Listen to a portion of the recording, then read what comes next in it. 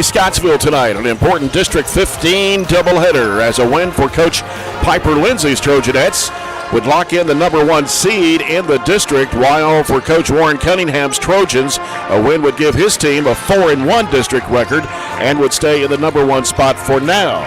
Hi, everybody, from Bobby Steenberg and Court at Barren County High School Gym. It's Jay Turner alongside Robert Bauer for tonight's broadcast on WCLU 104.7 FM.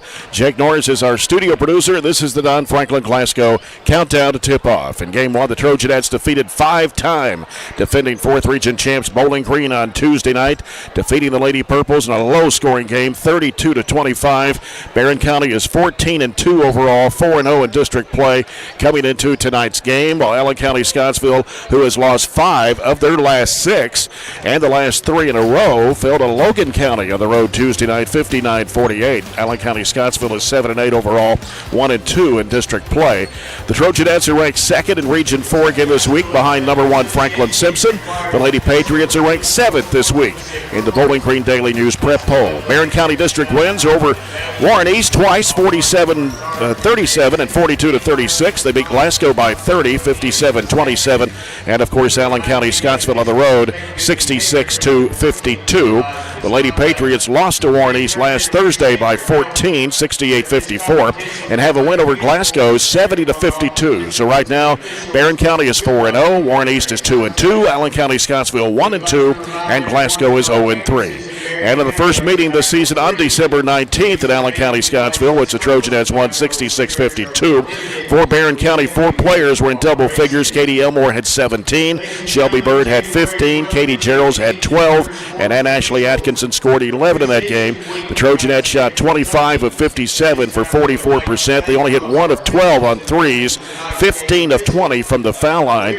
And for Allen County-Scottsville, Avery Morris had 22, Deborah Patrick had a double-double, 13 points, 11 rebounds. They shot just 30.6% on 15 of 49, only hit 4 of 20 from behind the arc, but they did hit 18 of 25 free throws. So what will happen tonight? The Trojanettes will need to play good defense once again and try to contain Morris, who is one of the top scorers in Region 4, and a win will lock in the number 1 spot in District 15, and more than likely you play Glasgow in the first round of the district tournament at Barren County in late February, which is about 6 weeks away.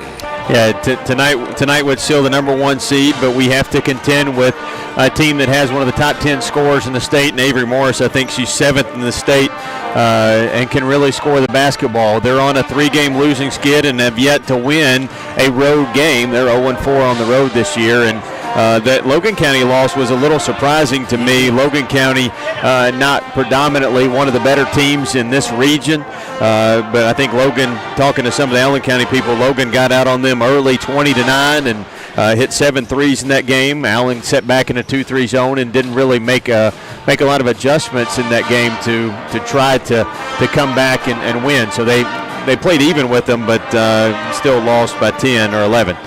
So they are struggling in the win column a little bit, and we cannot let them have much momentum, especially as the game builds and as the game goes on. So I think it's really important for us tonight to get out on them early, get off to a quick start, and the way we've done that in the last few games is we've really scored in transition off turnovers. We've pushed the ball up the floor. And what we did in that first game, even though Morris still had 22, I think we really frustrated them as a team. We really pressured the ball. I wrote down defend to frustrate in a way, and pressure the ball, get out on them, and kind of always have at least an arm on them. They won't call a foul unless you have both hands on usually. So really, body check them, ball pressure them, and defend without fouling their drives though.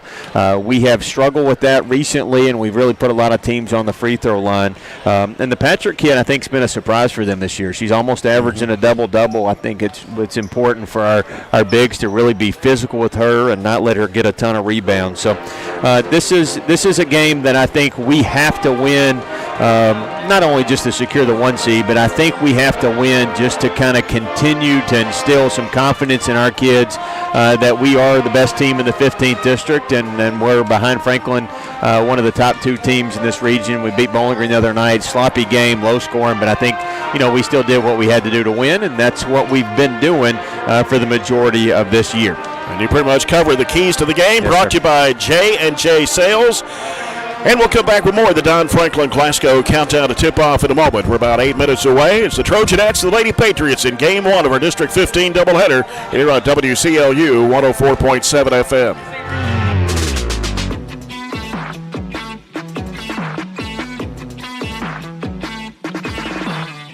At Don Franklin, we're about more than just selling cars. We're about families, generations of them. Founded by my parents in 1968, we've been here growing alongside you.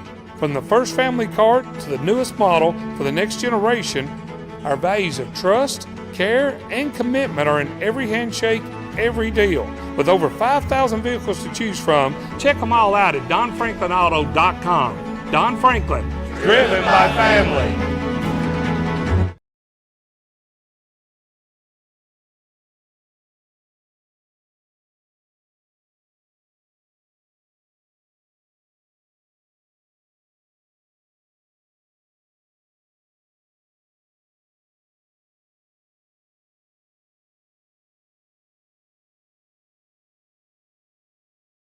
Attention Glasgow! The Glasgow EPB and American Cable, your local authorized Dish Network retailer, are teaming up to help you save on your monthly bill. When you switch to American Cable and Glasgow EPB Internet, you not only get access to big savings with TV packages starting at only $91.99 a month with a 2-year price guarantee, but you also get 2 years of Netflix absolutely free. This special offer is only valid for a limited time. Call 270-651-8341 or 270-847-4542 now.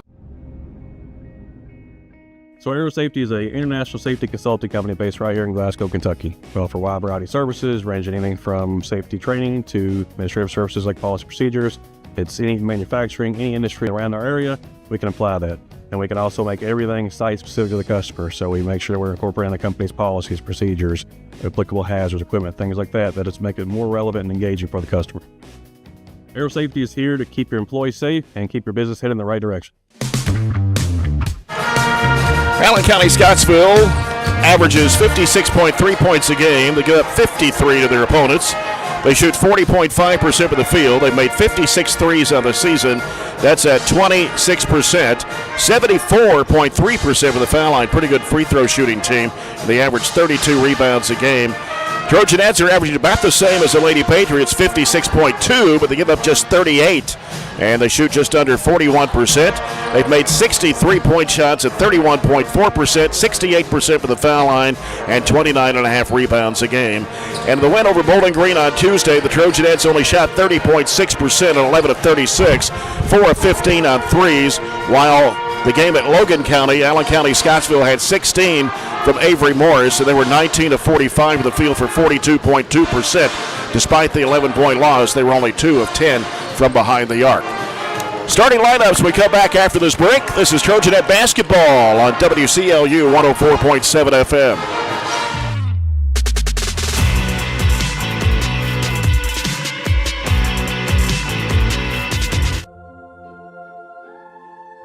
Growing up is realizing that everyone who told you to eat your breakfast when you were little was actually eating this for breakfast.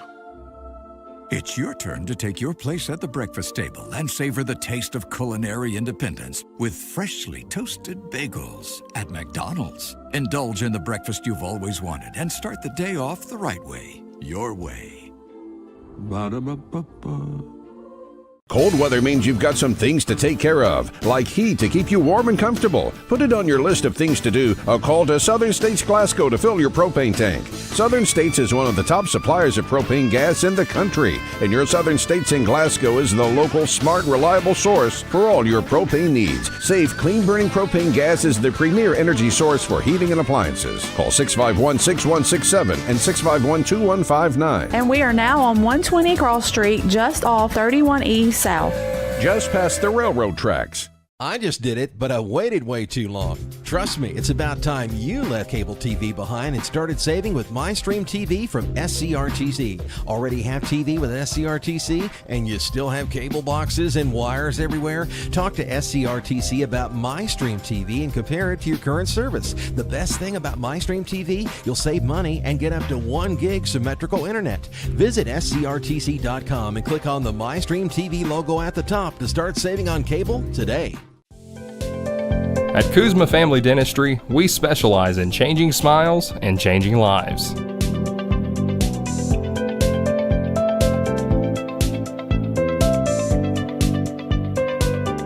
If you'd like to experience this wow factor transformation that not only can change your smile, but change your life, give Kuzma Family Dentistry a call at 270-651-2638, located at 501 West Main Street in Glasgow. Patriots under head coach Greg Dunn, assistant coaches Gary DeWitt, and they'll start Avery Morris, a 5'7" sophomore, 23.3 points a game. Aubrey Nacer, 5'4" senior, averages 11. Riley Roy, 5'11" senior, 5.6 points, 8.2 rebounds. Deborah Patrick, a 5'11" junior, 8.4 points and 9.6 rebounds. And Allison Ford, a 5'8" junior, averages 3.7. Barren County Trojanettes under 10th-year head coach Piper Lindsay, assistant coaches Michael Toms, Brent Spillman, and Billy Michael Dyer. Katie Elmore, 5'6" senior, averaging 8.5 points a game. Katie Gerald's a 5'7" senior, averaging 8.2 points and 5 boards. Shelby Bird, a 5'6" sophomore, 13.6 points a game.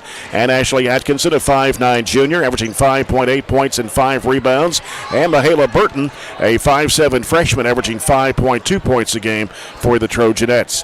Take a look at tonight's area schedule, brought to you by Aero Safety. The Glasgow girls are at Warren East tonight. However, the boys are not playing tonight. They've moved that game to Tuesday because Warren East boys are playing in the 2A state tournament up at Owensboro against Louisville Christian Academy. Also tonight, Caverna boys are at Taylor County. Doubleheaders tonight, Metcalfe County hosting Cumberland County, Monroe County at Clinton County, Warren Central at Bowling Green, and Greenwood at South Warren. Logan County's at Todd Central. Russell County hosting Pulaski Southwestern. And Campbellsville boys are at home tonight against Webb Dubois out of Louisville. And, of course, today, Brody Miller signed a letter of intent to continue his cross-country career at Georgetown College next year. So congratulations to him. Pretty good deal there. So we're about set to go. After the national anthem is played, we'll have the color guard as well. And our broadcast here on WCLU 104.7 FM Glasgow, WCDS 1230 AM Glasgow. We're online at WCLUradio.com/Trojans-Sports. You can go on the website and click on Trojan Sports to follow the broadcast of Barren County basketball on WCLUradio.com/Trojans-Sports, and also on Facebook Live with BCHS Live. So when we come back, we'll have the tip-off of tonight's first game, the Barren County Trojanettes and the Allen County-Scottsville Lady-Patriots. When we return after this break, this is Barren County High basketball on WCLU 104.7 FM.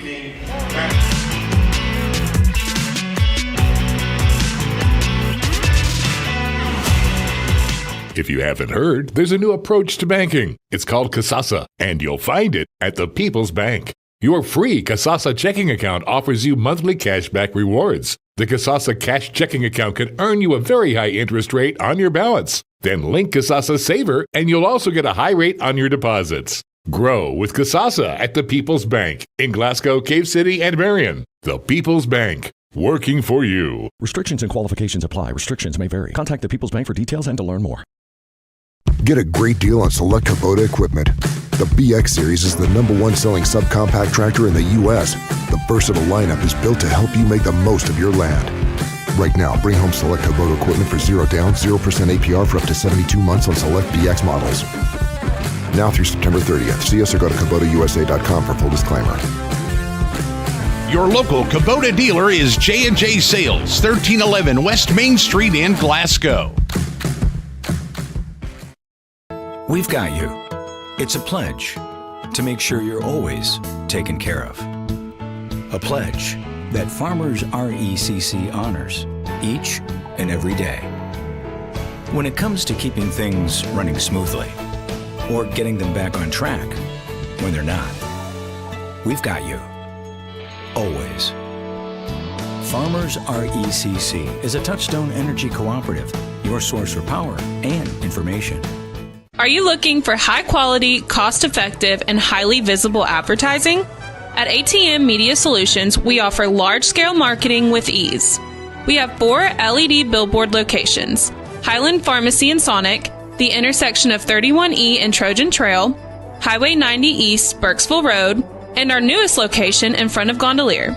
Call 270-629-4542 to get a quote today. ATM Media Solutions. Advertise with ease. Get in. We're making country great again. Come on. Whiskey River, take my mind. Willie 94.1. You got to have an ace in the hole. Willie 94.1. I'm a hard working man. The Big Willie. Oh, little rock. It's great country. Willie 94.1. We're making country great again, and we've got the Real Trader for you every weekday morning starting at 8. Join me, Mac Daniels, for it right here on Willie 94.1. And Don?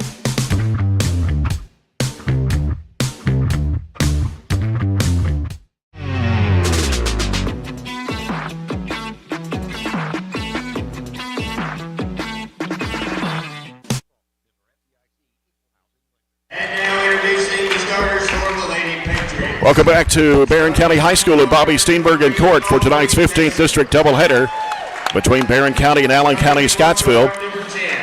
A couple of games played last night. The JV and freshmen played last night. Girls, Allen County-Scottsville defeated Barren County 22-20 in the freshman game. And in the JV game, Barren County won over Allen County-Scottsville 46-27. And in boys last night, freshmen, Barren County beat Allen County-Scottsville 42-38. JV, Barren County won 48-44. And in Barren County Middle School boys basketball last night, the 7th grade defeated South Warren 31-28. And in the 8th grade, South Warren defeated Barren County 42-39. That scoreboard update brought to you by Barren County Judge Executive Jamie Bewley-Byrd. As we get set, the Lady-Patriots already out of the court in their wet uniforms with white numbers and letters. White trim and blue trim down the side. The Trojanettes in their home white with burgundy numbers and letters. Trojanettes across the front of their jerseys. And they're outlined in gold. Barren County bench to our left. Allen County-Scottsville to our right. And the officials are brought to you by McDonald's of Glasgow. Tonight's officials are Evan Ray, Jeremy Harris, and Todd Carver.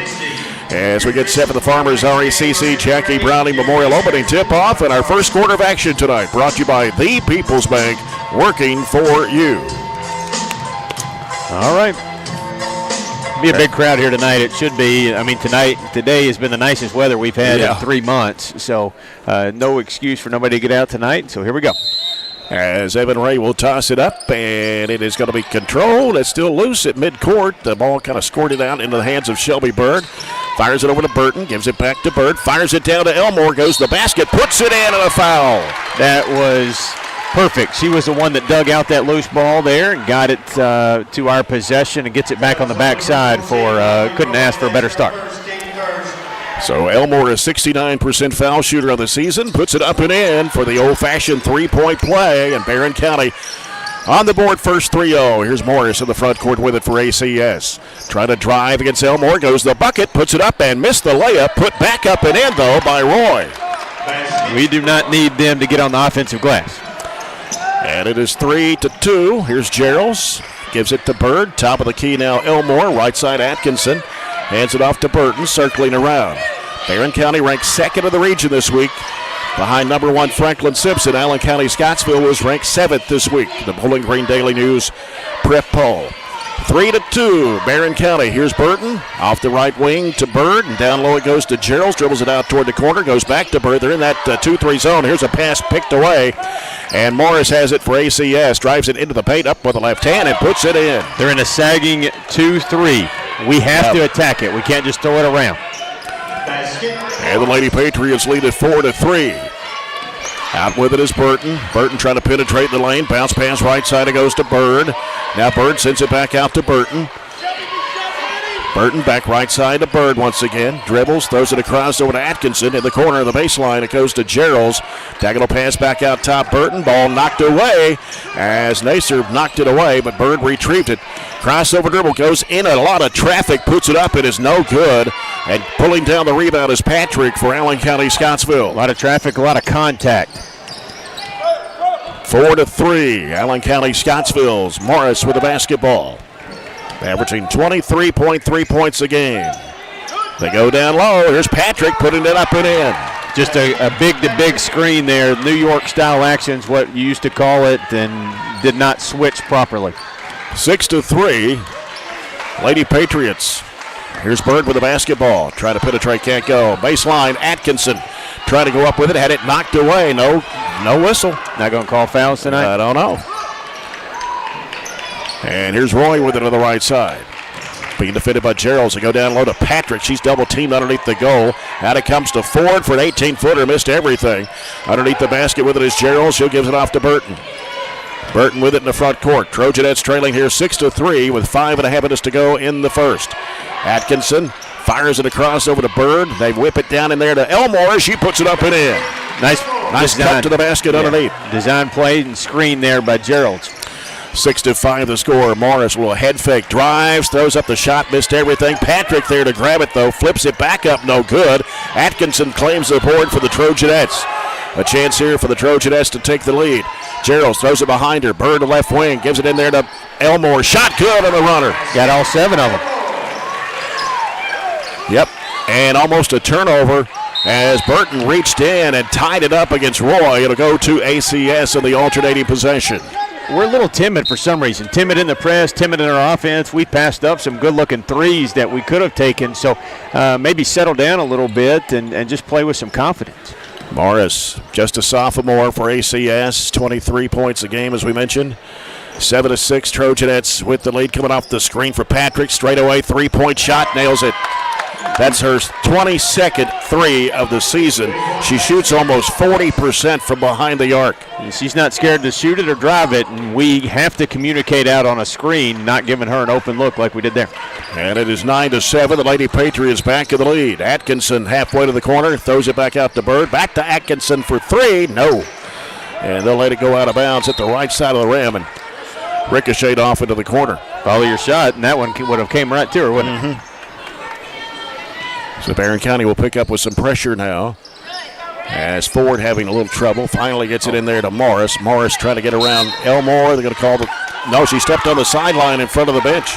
Perfect spot for a trap. We didn't quite get it, but got the benefit of the calls. First turnover for Allen County. I think they wanted a foul on Elmore, but she stepped on the sideline first.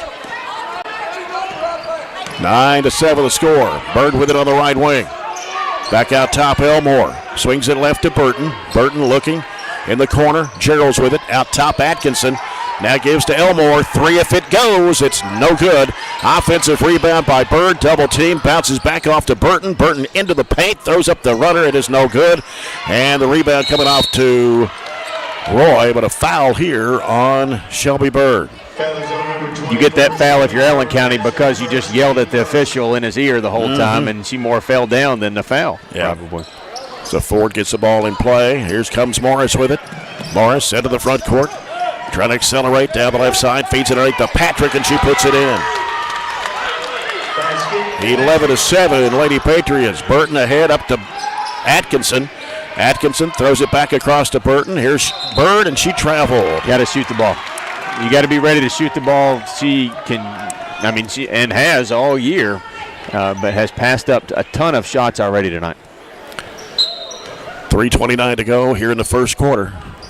Trojanettes trail 11-7. Forward with it on the right side. A couple of dribbles. Gives it out to Nacer. Getting a screen from Roy. Left side it goes to Morris. And now Morris on the dribble. Brings around the top of the key. Against Elmore. Out to Roy. Left side Nacer. Nacer cutting into the lane. Flips it up with the left hand. Missed a shot. Rebound Ford. Had it knocked loose down to the floor. Scrambling for it. She tried to hand it off in there to Roy. But jump ball possession arrow to the Trojanettes. Almost another offensive rebound. 3 minutes to play here in the first quarter. Barren County trailing 11-7. Shelby Bird with it for Barren. Right side it goes to Burton. Burton looking. Back out now to Elmore. Left side it goes to Bird. Bird looking. Back out top Gerald's. Right side Elmore. Elmore skips it across. Back over to Gerald's. Thought about the three. Now it's picked up there. Bounce pass off to Bird. Halfway the corner. Trying to go baseline with it. And going to be a traveling violation on Shelby Bird. When I wrote down on the paper, don't rely or don't settle for the three, I didn't mean not shoot them. We have only one three-point attempt, and we passed up a couple of good looks. That's playing right into Allen County's hands. We're actually forcing things and turning it over, not getting up a ton of shots. Addie Slagle, the 5'3" freshman, is checked in the ball game. Here comes Nacer racing down the floor, dumps it off to Patrick, and she puts it in. It's not going to work. Unfortunately, not going to work. You had everybody back, but they made it into a 2-on-1 break and executed it perfectly to get a 6-point lead and a quick timeout for Barren. Timeout brought to you by Scooters Coffee. 2:27 to go here in the first. It's Allen County-Scottsville 13, Barren County 7. Katie Elmore has all 7 points for Barren County here in the first quarter. You got to help. The most important person is the person with the ball. You have to help out and don't be scared. I mean, I'm not a big fan of leaving Morris, but Morris didn't have the basketball in that situation, and Nacer did. So you got to help off and stop the basketball first. Right now, the press is just not working, unfortunately. We've had some opportunities to get traps. We're about a half a step away from making them beneficial, and then they're getting down the floor and breaking it, and they're doing things that we want to do, scoring in transition and scoring quickly where they don't have to set up a half-court offense. Yep. Barren County down by 6. 2:20 to go. First period. Comes out to Slagle. Swings it left over to Burton. Burton loops it back over to Bird. Try to go under and get the shot to go down, and she's fouled. Strong move. We were a little hesitant to throw that pass, even though that was the play and had it set up. Sometimes you got to just trust the play design, and that time it worked after we threw it. Shelby Bird, a 74.5% foul shooter on the year. Puts it up and in for the old-fashioned three. That's 2 old-fashioned threes the Trojanettes have had in this game. Cutting the lead down to 3. It's 13-10. Forward with it for Allen County-Scottsville out to Nacer. Nacer gives to Morris now. At 2 minutes to go here in the first quarter. 13-10 Lady-Patriots. They float it over to Nacer. Here's Roy, turns and fires. 17-footer, it's off the mark. Rebound cleared out by Shelby Bird. She had Patrick boxed out of the board. Left side it comes to Elmore. Gives to Bird. Bird working the right side of the lane. Out comes to Slagle for 3. It is in and out. And the rebound comes off to Patrick for Allen County-Scottsville. Morris pushing it down, now pulls up and shoots a 3-point shot. That is off the mark. Offensive rebound, Roy falling away, no. And then Patrick gets another offensive board. Sends it back out to Nacer with a minute 28 to go in the quarter. Back out to Morris now. Morris on the dribble. As Burton is defending her, can't get the shot away. Goes to Nacer on the right side, getting the screen. They go back left. There's a bad pass there, and Burton's got it for the Trojanettes. Back on the pass. Elmore going under, lays it in, and a foul. Good look ahead there by Mihaela. Kept her head up, and Katie did a good job spreading the floor, so the defender had to make a choice. The choice ended with a foul and another and one opportunity. Our third already of the game. Katie Elmore with 9 of Barren County's 12. Here's her free throw shot on the way, and it is good. Couldn't have played a better quarter right now. Right. The only thing that we have to do better is they just threw it away there. Is rebound the basketball a little bit better. They've got 4 offensive rebounds already, which has led to a couple of second chance opportunities. But you just got to adjust throughout the game and continue to play. 1:07 to go to quarter. Barren County has come back to tie it, 13 apiece. Bird to the right baseline to trigger it in. Feeds it in there to Gerald. Gerald sends it out to Slagle. Over it goes to Burton, penetrating in the lane. Bounce pass back to Bird. Fires up a 15-footer. No. Rebound, battle for, whistle, jump ball, possession to the Lady Patriots. Just didn't get enough arch on it, left it short. 1:02 to go here in the quarter. Nacer in the back court, fires it off right in the hands of Elmore. Then she fell down but got rid of the ball to Gerals. Gerals into Slagle. She dropped it in the corner. Burton with a three. Bang! Points off turnovers there. First Hatcher and Sadler 3-point shot for Barren County.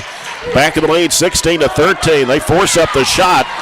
And here comes Barren County. Burton down the road, and then underneath it goes to Gerals. Gerals a couple of dribbles up with the left hand. Tried to reverse it up there. It's no good. 30 seconds to play here in the quarter. Coming up with it is Morris. Morris against Bird. Down to 24 seconds to play. 16-13 Trojanettes. Oh, a collision here. Offensive foul on Morris. Ran right into Katie Gerals. Perfect help, and I've kind of mentioned this on air a little bit, but that was the best job of handing off a defender. Shelby didn't go try to help. She trusted the help behind her, and we get another turnover and a foul on Morris. And we got 20.2 seconds to play here in the first.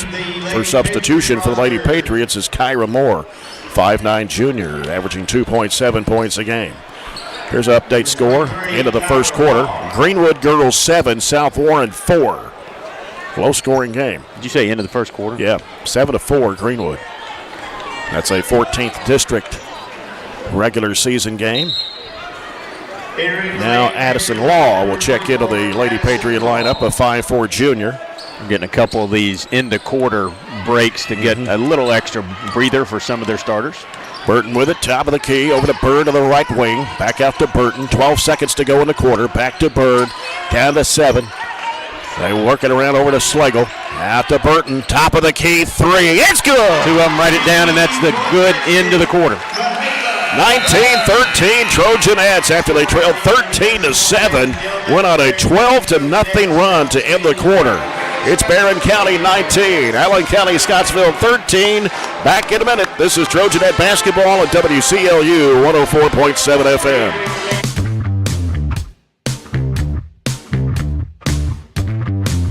At Don Franklin, we're about more than just selling cars. We're about families, generations of them. Founded by my parents in 1968, we've been here growing alongside you. From the first family car to the newest model for the next generation, our values of trust, care, and commitment are in every handshake, every deal. With over 5,000 vehicles to choose from, check them all out at DonFranklinAuto.com. Don Franklin, driven by family.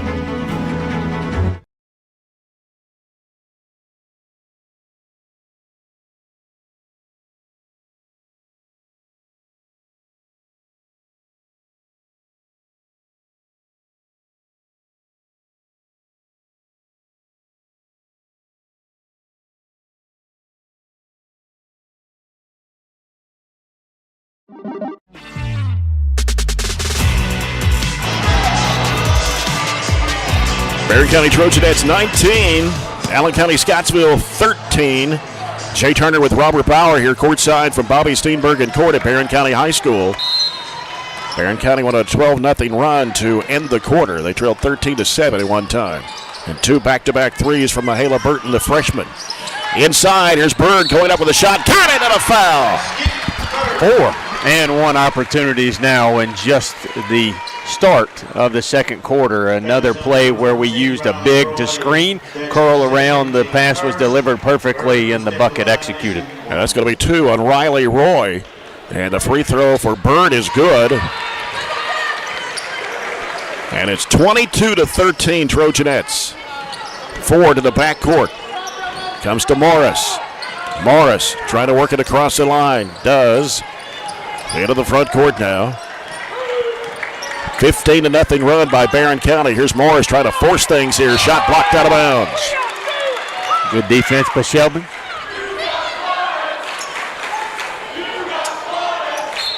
And Morris on the left baseline gets it inbounds out to Roy. Gives to Nacer. And now Nacer fires it down in there to Roy. A pass got batted right back to her. Here's a shot out of the corner for Ford. No good. Long rebound to Nacer. Nacer. And it dumps it off. Ford coming out the other way. Blocked by Burton and out of bounds. Good recovery there. Long kicker on the shot. We couldn't really do anything about it. So Morris will trigger it in for the Lady-Patriots. Ball batted away. Elmore comes up with a steal, gives to Bird. Angling off, Bird driving underneath the Slagle, and she puts it in. Step through instead of charging through is a difference in an assist and a turnover. How about that? A 17-0 run for the Trojanettes. They trailed 13-7, and it is now 24-13. Could not have responded better to how we started. I thought it was important to get out early, get to a quick start, and we really didn't, to be honest with you. And after Allen scored those buckets, we called timeout, and we responded really well to Piper's timeout and have found the gas pedal. It obviously helps when we have a couple of threes knocked down. We forced them into 5 turnovers, held them, even though they got up 15 shots, held them to just 33% shooting, and I think we've adjusted a little bit and covered up some of our defensive errors. We weren't switching, we weren't talking, we weren't getting through on some of the Allen offense, and we made that adjustment, so we are now. And 4 old-fashioned three-point plays. It helps. Yep. So 6 3-point plays, we'll take it. Yep. 24-13, 1 minute gone here in the second quarter. Roy with it out front. Leaves it with Nacer. Sends it over to Ford to the right side. Back out front it comes to Nacer. Now gives to Morris. Morris on the dribble against Shelby Bird. They come to set a screen for. Bird stays with her. Trying to force it up again. Blocked by Bird and out of bounds. Use the length and not your body. As the ball swatted away and stolen by Burton. Long pass up court. It goes to Atkinson. Atkinson throws it across. Bird for the long 2. It is no good off the back iron. And the rebound pulled down by Morris. She went to the floor but got rid of the ball to Patrick. 6:26 to play in the first half. Barren County 24, Allen County-Scottsville 13. Morris off the screen left, spots up and shoots a 3 and drains it. Went under. You can't make that mistake to give her the shot, and she has not had some successful trips, so her confidence was not as high, but that builds it right back up. 24-16. Right side corner is Slagle. Bounce it down to the baseline there to Bird, turns and shoots. It's blocked, but Riley Wilson there to put it back up. No good as she just checked in the game for Coach Piper Lindsay. 24-16. Morris will head fake, spots up, 17 foot of the air. Got it. See, one open shot really opens up everything else, and she starts seeing the rim a little bit better. And now it's a 5-point run here for Allen County-Scottsville. It's 24-18. Burton, bounce pass right side, Slagle. Skips it across over to Bird on the left wing. Back out front it comes to Burton. Gives to Slagle. Back out to Burton. Hooks it back left side over to Bird. Left elbow jumper. No. And rebounded there by Riley Roy. Hands it off to Morris. Ahead. Up to Nacer with a layup. Got it. You got to get back. Shelby was halfway in between going to get an offensive rebound and being the guard that rotated back, and they threw over top of us. And it is now cut to 4 at 24-20. They're on a 7-0 run. In the corner is Atkinson left side. 3 minutes gone in the second. Cross-court pass over to Bird. Baseline is Wilson. Wilson covered up, had it knocked out of her hands, and they say it went off Riley Wilson. Ford put the pressure on as Katie Elmore and Katie Geralds coming back into the Trojan lineup here. As we got Slagle, Atkinson, Elmore, Geralds, and Wilson on the court right now. And here is Morris with the basketball. Trying to get open for the shot. Here's Ford. Sends it out to Nacer. Nacer will give it over to Morris. And now Morris on the dribble trying to get open for the shot. And dumps it down in there to Patrick. And she walked. Yeah, she got away with an illegal screen before that. Didn't really get set and spun, but turns it over either way. Got to have some kind of answer here. Been a game of runs so far. 24-20, 4.5 to go, second quarter. Slagle, left side Atkinson, fires up a 3, got it. That's a good answer. Hung up there for a while, but it went in. And there's a Hatcher and Sadler 3. Morris with a head fake. Going to have a foul here on Katie Elmore, trying to pick the pocket. That's going to be her first foul of the second quarter against the Trojanettes. Not much there. And the second quarter is brought to you by South Central Bank. Small enough to know you, big enough to help. Barren County with 3 threes here in the first half. 2 from Mahala Burton. 27-20, Trojanettes. In the right corner, it's Morris. Skips it down low. Shot put up and in there by Patrick. She's good enough that if you let her catch it that deep, she's going to score it. Patrick has 8 points in the ball game, and it's 27-22. Slagle, right side over to Atkinson. Atkinson in the middle there to Elmore. Out to Slagle for the 3-ball. Got it! Couple steps behind the line, and 2 of our 4 buckets this quarter, 3 balls. And a 3 by Morris on the other end is no good. Long rebound, chase down. Roy's got it for ACS. In the corner forward, down low, Patrick. A collision. Offensive foul on Patrick. Lowered the shoulder into Atkinson. And she really didn't have to do that. She had the whole right side cleared out for her, and she charged over going to the other side. 30-22. Trojanettes lead it. 3.5 minutes to play here in the second quarter. Addie Slagle with a basketball for Barren. Into the front court with it. Sends it over to Gerald's on the left side. Gerald's back out to Slagle. Right side with it is Atkinson. Atkinson gets it back out to Slagle. Another 3 try. It is no good this time. Battle for the rebound, and we're going to have a foul. Oh, that was weak. That should have been tied up. Yeah.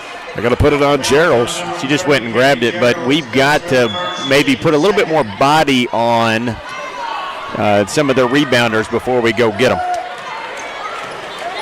Second team foul on the Trojanettes here in the quarter. 3:08 to play in the first half. Morris bounce pass over to Patrick on the right side. They give it to Ford. And now Ford circling around. Now hands it back off to Roy. Had to go chase it down. She's in trouble, and we've got a timeout here by Allen County-Scottsville. 30-second timeout with 2:56 to play here in the first half. It's the Trojanettes 30, the Lady-Patriots 22. That was more of a panic timeout, if you will, because she did not have her dribble and didn't have much area to work as she was backed up against the timeline.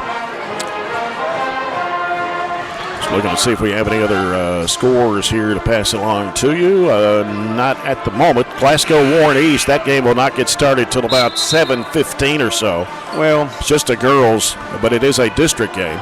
Yeah, don't get a case started here. The 2A and all A and all that stuff is what it is, and it's fine, but it should not ever disrupt your normal schedule. Right. There should be a set date that game's played, and if you're in it, you should have an open date. Shouldn't have to rework your whole district schedule. That's unfair to that other team. Yeah, they had to reschedule the Glasgow Warren East boys game. Here's a shot going up for Morris, no good until Tuesday night of next week. Ball out of bounds. Mistimed our jump there, even though we were able to get a miss on a driving layup. Hannah Bragg will come in the ball game for the Trojanettes. 6-foot junior. Also coming back in is Mahala Burton. Addie Slagle goes out, and so does Riley Wilson. They go in for the shot. It's no good from 10 feet. Ball is loose, picked up by Gerald. She fell down. Should have been a foul there. No call. Atkinson ahead up to Elmore underneath. Lays it up. Missed the layup. Bragg with a rebound. Puts it back up. No good. And it's going to be off her and out of bounds. And Marr will check in for Allen County-Scottsville now. 2:33 to go in the half. Able to steal some minutes for Roy with those 2 fouls. And Morris with the basketball. Sends it right side to Ford on a give and go. Morris inside. Triple team. Has it blocked on her. I think Bragg might have got a hand on it there. Here's Burton. Flips it up court now to Atkinson in the corner. Gerald's, and she traveled. To shoot it. You got to be ready to let it fly. And Gerald has made some threes this year. You're okay doing that in transition, especially if you have some backside rebounders crashing that. 30-22 Trojanettes. Here's Morris with the basketball. Crosses the midcourt line. Sends it right side over to Ford. Now Ford gets a screen from Patrick. Goes left side with it to Nacer. Nacer guarded by Atkinson. Nacer sends it left side over to Morris. Under 2 minutes to go here in the half. Morris will get rid of it over to Patrick. Patrick back left side to Marr. Now Marr putting down one dribble. Fires it back to Ford. Ford looking inside, back out to Nacer. She might have got away with a walk there. Lobs it back over to Ford in the right wing. Ford trying to work it inside the paint, goes to the left side corner. And now still on the dribble, sends it back out to Nacer. Nacer down to minute 28 to go here in the half. Here's Morris, works against Elmore. Now throws up a three-point shot and nails it. That's 3 of them for Avery Morris. That wasn't really her first option. She does not like to play on the right side of the floor, and we were keeping her over on that side, so nobody to pass it to. She just let it fly. Yeah, 30-25. Skip pass right side. Burton bounce pass the baseline. They go inside there. Bragg couldn't handle the pass, and Allen's going to have an easy 2 on the other end. Laid up good for Nacer. That cuts it to 3. 54 seconds to go here in the first half. Burton, left side Elmore. Elmore back out to Burton. Burton back to Elmore, left wing. 43 seconds to go in the half. Right side Atkinson. In the corner to Gerald's. Gerald's one dribble, back out to Atkinson. Down to 32 seconds to go. Atkinson 3-ball is no good. Elmore the offensive rebound. Works inside, flips up the shot, no good. And taken in there by Marr. Outlet pass Morris, 20 seconds to go. A 3-pointer will tie it here. As we head to halftime, 13 seconds to play. Here's Morris driving, trying to force up the shot. No good. Rebound to Bragg. Got time here. Here's Burton into the front court. Stops and fires up a 15-footer. Good! Just kept it herself. Good job to end it. So that ends the half, and Barren County has a 32-27 lead over Allen County-Scottsville. Back with their halftime in a moment on WCLU 104.7 FM.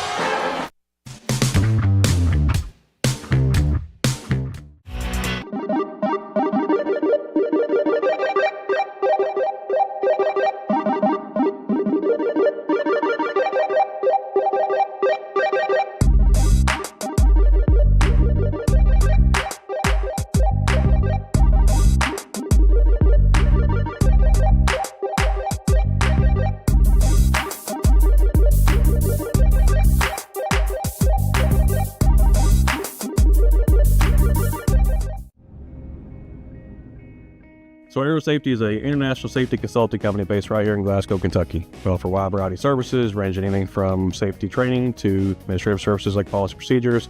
It's any manufacturing, any industry around our area, we can apply that. And we can also make everything site-specific to the customer. So we make sure we're incorporating the company's policies, procedures, applicable hazards, equipment, things like that, that it's make it more relevant and engaging for the customer. Aero Safety is here to keep your employees safe and keep your business headed in the right direction. Growing up is realizing that everyone who told you to eat your breakfast when you were little was actually eating this for breakfast. It's your turn to take your place at the breakfast table and savor the taste of culinary independence with freshly toasted bagels at McDonald's. Indulge in the breakfast you've always wanted and start the day off the right way, your way. Ba-da-ba-ba-ba. Cold weather means you've got some things to take care of, like heat to keep you warm and comfortable. Put it on your list of things to do. A call to Southern States Glasgow to fill your propane tank. Southern States is one of the top suppliers of propane gas in the country, and your Southern States in Glasgow is the local, smart, reliable source for all your propane needs. Safe, clean-burning propane gas is the premier energy source for heating and appliances. Call 651-6167 and 651-2159. And we are now on 120 Cross Street, just off 31E South. Just past the railroad tracks. High football team for 2024 being recognized here at halftime.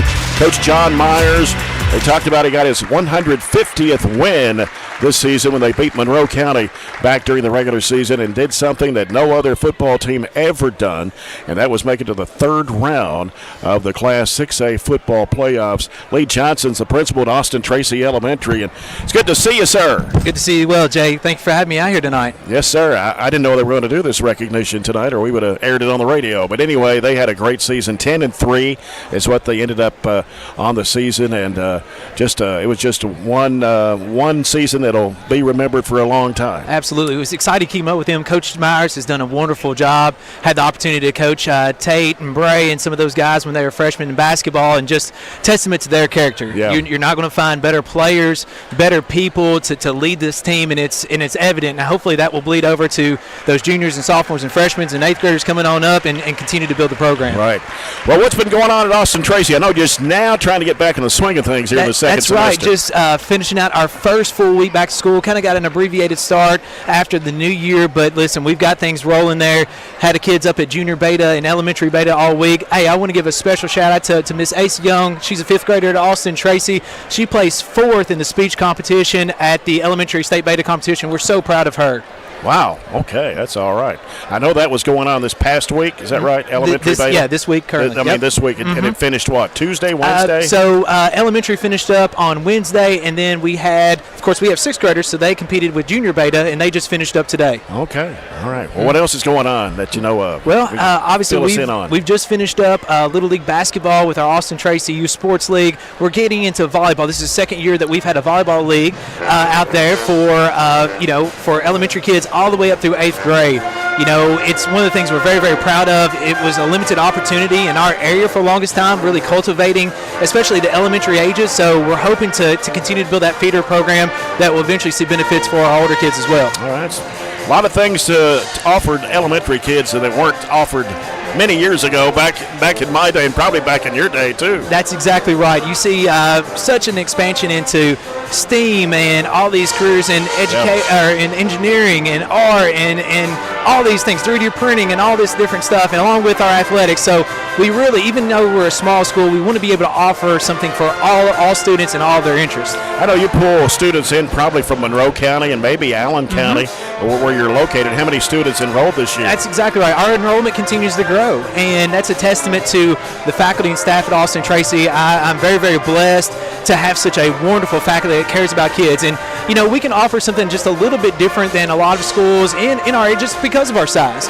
You know, with our Little Learners, which is our daycare, all the way up through sixth grade, you know, we'll have kids that are with us for 10, 11 years. So, you know, as our district has said, you know, we really want to take care of our kids from cradle to career, and we feel like we can give them a firm foundation to Austin Tracy. Well, sounds like a lot of good things going on at Austin Tracy. It's good to see you, Mr. Lee Johnson. Very much so. Good to see you always. too, Jay. Thank you so take care much. and have a good rest of the semester. Same to you. All right, Mr. Lee Johnson, the principal at Austin Tracy Elementary. When we come back, we'll go over halftime scoring and stats as the Trojanettes lead 32-27 over Allen County-Scottsville. Back in a moment.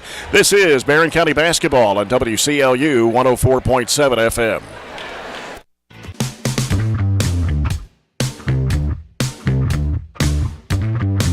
Internet and great customer service, two things you'd like to have? I'm talking local service and quick response when my internet is out, which never happens, by the way. That's exactly the type of customer service you get from an awesome internet provider like SCRTC. Not only do they provide gig speed and superior Wi-Fi solutions, SCRTC backs it up with phenomenal customer service. That is true value in an internet provider. Go to scrtc.com and get yours with an unmatched service guarantee. At Kuzma Family Dentistry, we specialize in changing smiles and changing lives.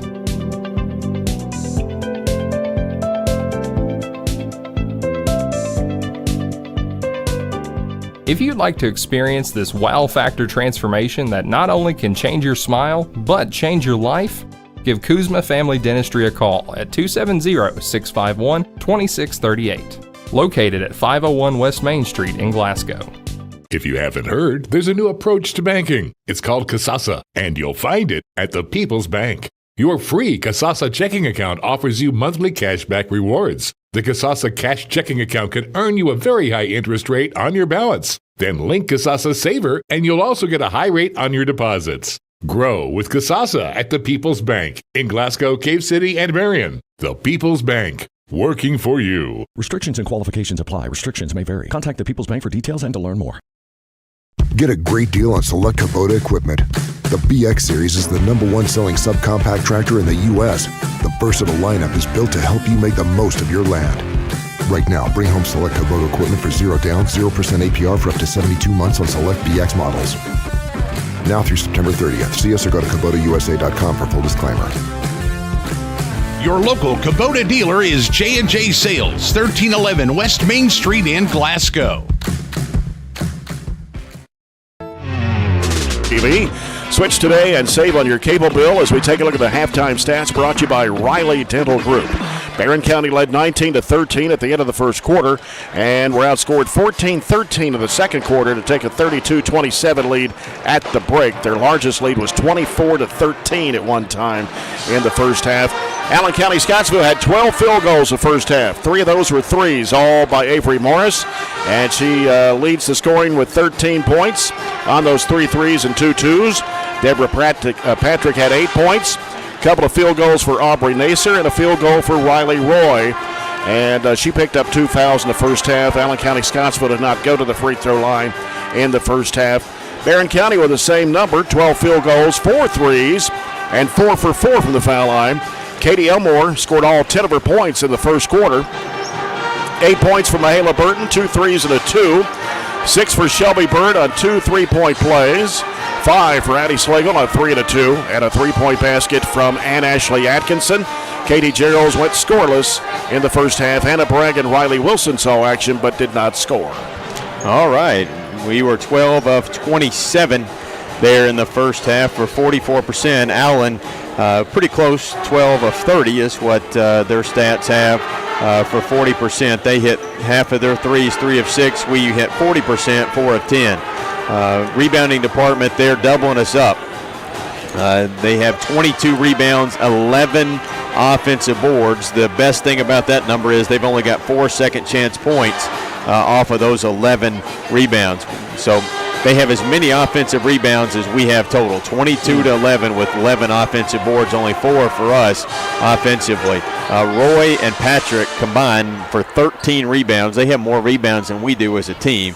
They turned it over 9. We turned it over 7. Have 15 points off of their 9 turnovers, and points in the paint just about even. They've outscored us 18-14 there. Largest lead was 11, but they have done a good job trimming that and making it a game. There at the end of the half, it was 30-22. Went on a little bit of run. We never really should have got the ball back. Poor clock management allowed Mahala, though, to get that buzzer beater to push it back out to 5. Yep. And we're ready to go with this third quarter. Brought to you by Extreme Health Club and ATM Media Solutions. Allen County-Scottsville with the basketball. Patrick gives it over to Morris. Fakes one way, goes the other against Bird. Trying to force up the shot. It's blocked on her. Burton kicks it out to Bird. Up court. Here's Cheryls driving under to the basket. Puts it up and in. Have no idea why they did not defend that. Patrick just kind of stood back underneath the rim. And it's 34-27. Barren County with a 7-point lead. 7:35 to go here in the third period. Patrick with the basketball. Gives it over to Nacer. Nacer on the dribble now. Sends it over to Roy. Now Roy down to Morris. Morris trying to get open as Elmore cuts her off, but then spots up for a 3-point shot. It's off the mark, and the rebound comes off to Katie Geralds. Geralds down to Bird. Bird going to the basket. Gets bumped by Patrick. And it'll be 2 shots for Shelby Bird. Patrick's second personal, first of the third quarter against Allen County-Scottsville. Our first 3 throws we will shoot where there was not an and one opportunity. And the free throw is good for Shelby Bird. She's 3 for 3 from the line and now has 7 points in the game. Pushes the lead back out to 8 at 35-27. The second shot also good. 36-27. Trojanettes with a 9-point lead now. So we come down to 7 minutes to play in the third period. Morris with the basketball for ACS. Gets a screen, takes it right side. Bird stays with her. Goes in the corner now to Roy. Roy circling around, trying to reverse it out and gives it back to Nacer. Thought about the 3 from way out there. Drives against Atkinson, and she'll be fouled. Atkinson, that'll be her first personal, first foul of the third quarter against Barren County. At the line is Nacer. She's a 75% foul shooter on the year, and the first one is good. This is their 5th point. This is their first free throws of the game, isn't it? Yes. They do not need to be put on the line, in my opinion, because they are 17th in the state. They shoot a ton of free throws. She missed that one, and it was slapped out of bounds by Patrick.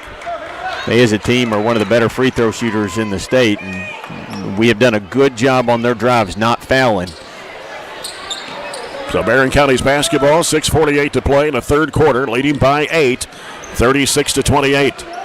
Burton left side over to Atkinson. Atkinson looking to the right side, goes back to Burton in the corner to Bird.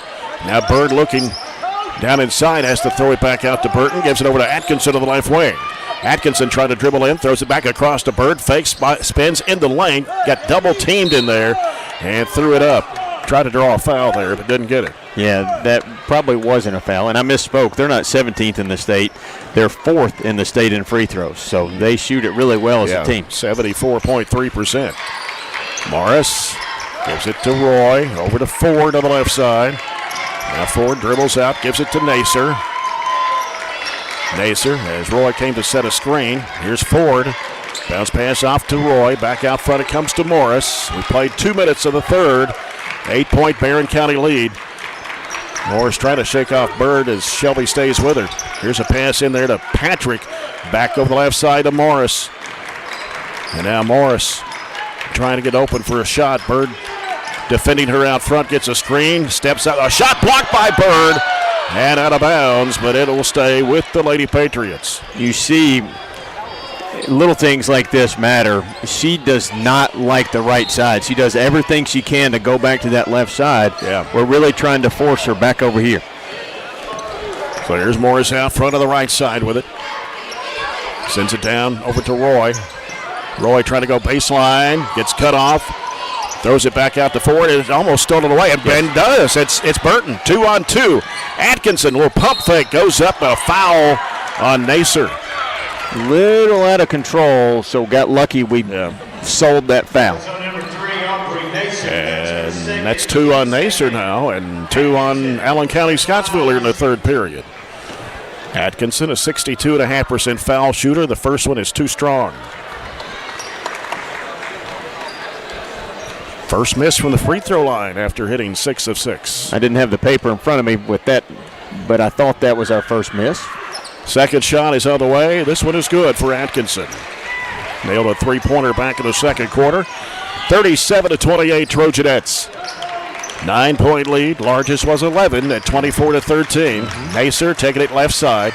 Now looking, bounces it out now to Roy. Roy right on the key. Now picks up her dribble. Down low, and there's Patrick. Back in the corner. Here's Ford firing away. No good. Rebound comes off to Katie Geralds. Atkinson ahead up to Burton.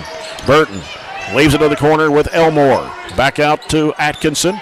Fires it off to Bird in the corner. Burton for the three. Bingo! Extra pass. Extra pass all the way to the corner. Mahala's 3 for 3 from deep, I think, and she shot the ball really well. She was 3 of 4 in the first half and has only added to that here to start the second. Yeah, how about 3 Hatcher and Sadler threes for the freshman, Mahala Burton, and has a total of 11 points in the basketball game. The timeout by the Lady-Patriots as Barren County has their largest lead now of the game at 40-28. Well, it doesn't hurt to start the quarter on an 8-1 run. Mm-hmm. Is that right?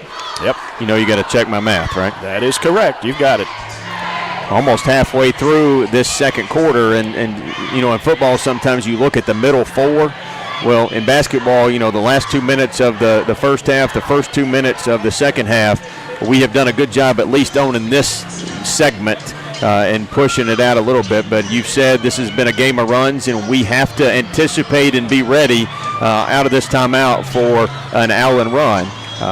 We have not let Morris score anything, really get many shot attempts this half. So that clearly helps and stymies their offense a little bit. Couple of scores update. Brought to you by Barren County Judge Executive Jamie Bewley-Byrd. Greenwood trailing South Warren at halftime in a girls game 14-10. That's a low scoring game. And Metcalfe County leads Cumberland County 22-17 at the half.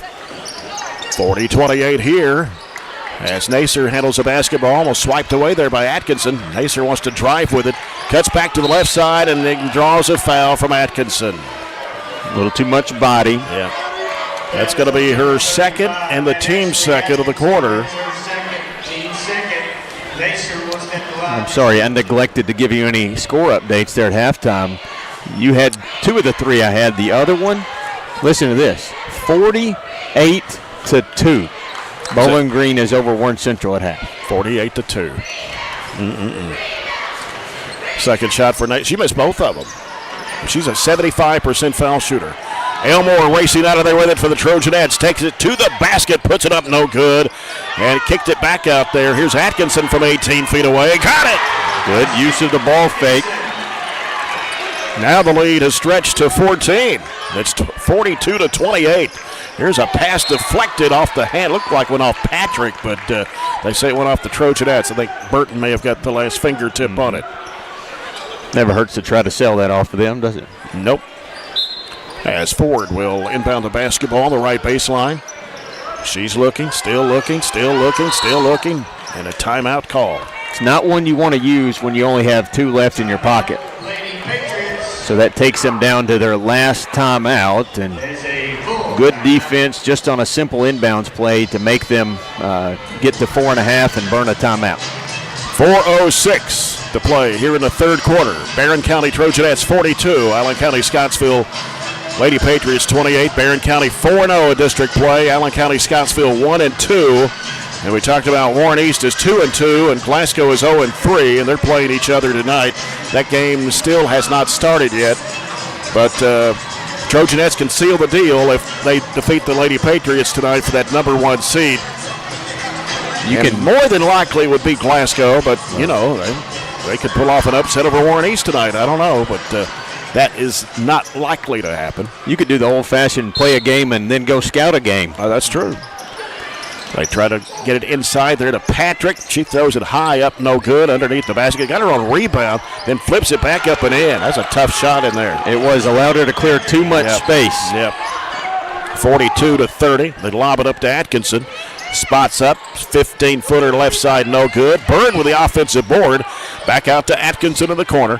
Sends it back over to Burton. Baseline shot for Gerald's is an air ball. Bird jumped right over Roy, and she put it up and in after getting the rebound. And Shelby Bird with her 10th point of the basketball game. Back into the press. 44-30.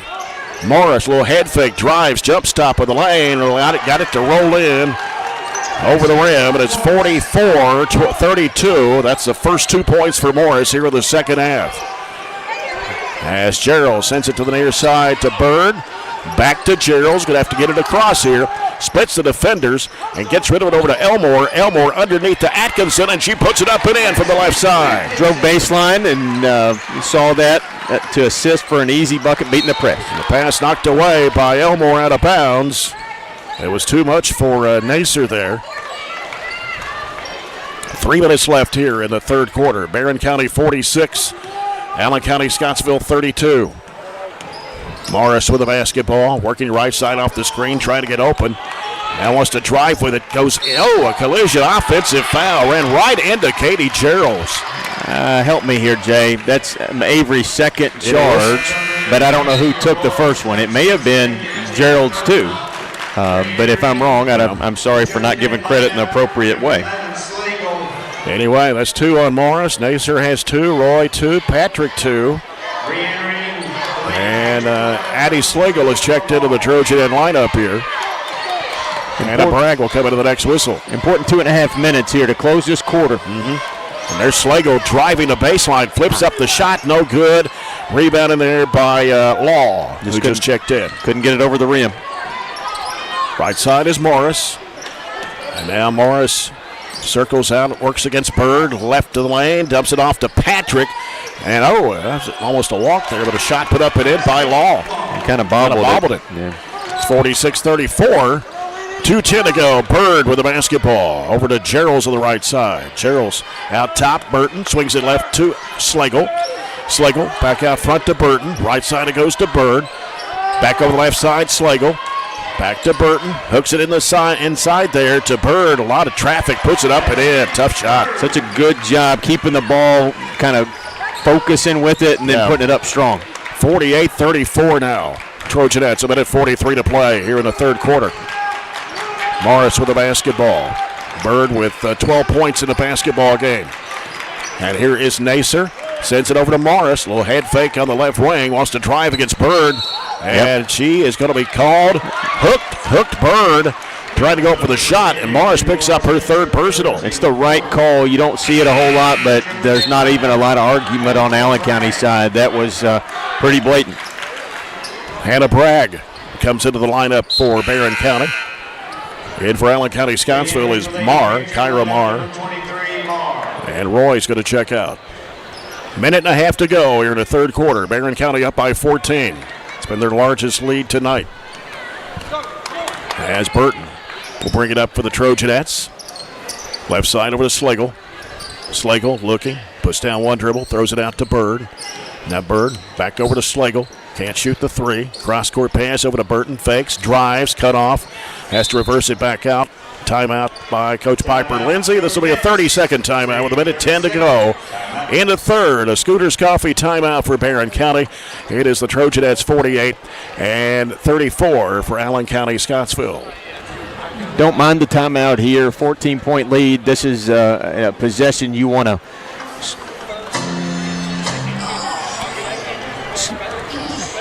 score it well here in this last possession to make sure that you kind of do not give Allen a couple of looks at it. So manage the clock well at the end of this quarter. And Piper wants to draw something up with the lineup she has in there to get a good look. Mahala Burton's had a really good game tonight. 11 points. She only averages 5.2 and has knocked down 3 threes in this game. That's something she normally doesn't do. It's not a specialty of hers, but it might become one. I like it. And we do not mind having another option shooting the basketball. And here's Burton calling out the play. Gets rid of it over to Slagle. Back over to Burton. Burton bounce pass in the corner to Bird. Fires it back way out to Slagle. Gives it back to Burton. In the corner, Bird fires away with a three. It's good. I think the original skip design was to hit a three on the other side for Slagle. That just didn't go well. We skipped it right back, and Shelby knocked it down. And the first, and there's a shot going up and in. I think that was Patrick. It was. And that is her 12th point of the game. 51-36 the score. Baseline, Elmore, Bird, another three-point attempt, write it down. You want to hold it for the last shot, but you can't pass up a wide-open three from the top of the key. And it is 54-36. Now defend. 20 seconds to go here in the third quarter. They work it, trying to reverse it back, bounce pass down low, and Elmore comes up with a steal, pick the pocket of Patrick. 10 seconds to go. Here's Burton underneath, lays it up and in. Don't need plenty of time, can't pass a wide open layup either. How about a 20-point lead with 2 seconds to go here in the quarter? Morris, and a shot blocked by Bird. What a quarter by Barren County in that third. 24 points scored. Allen County-Scottsville scores 9. 24-9 run for the Trojanettes, leading by 20 here after 3. 56-36 on WCLU 104.7 FM.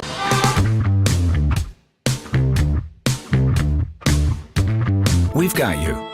It's a pledge to make sure you're always taken care of. A pledge that Farmers RECC honors each and every day. When it comes to keeping things running smoothly or getting them back on track when they're not, we've got you. Always. Farmers RECC is a Touchstone Energy Cooperative, your source for power and information. Extreme Health Club and Extreme Fitness for Women, both with 24-hour access. And Extreme Blend Smoothie Bar to help you refuel and recover.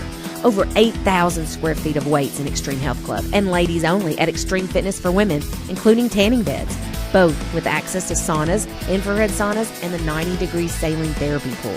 You'll love the wide variety of classes with experienced instructors. Personal training is available and with the best in the business.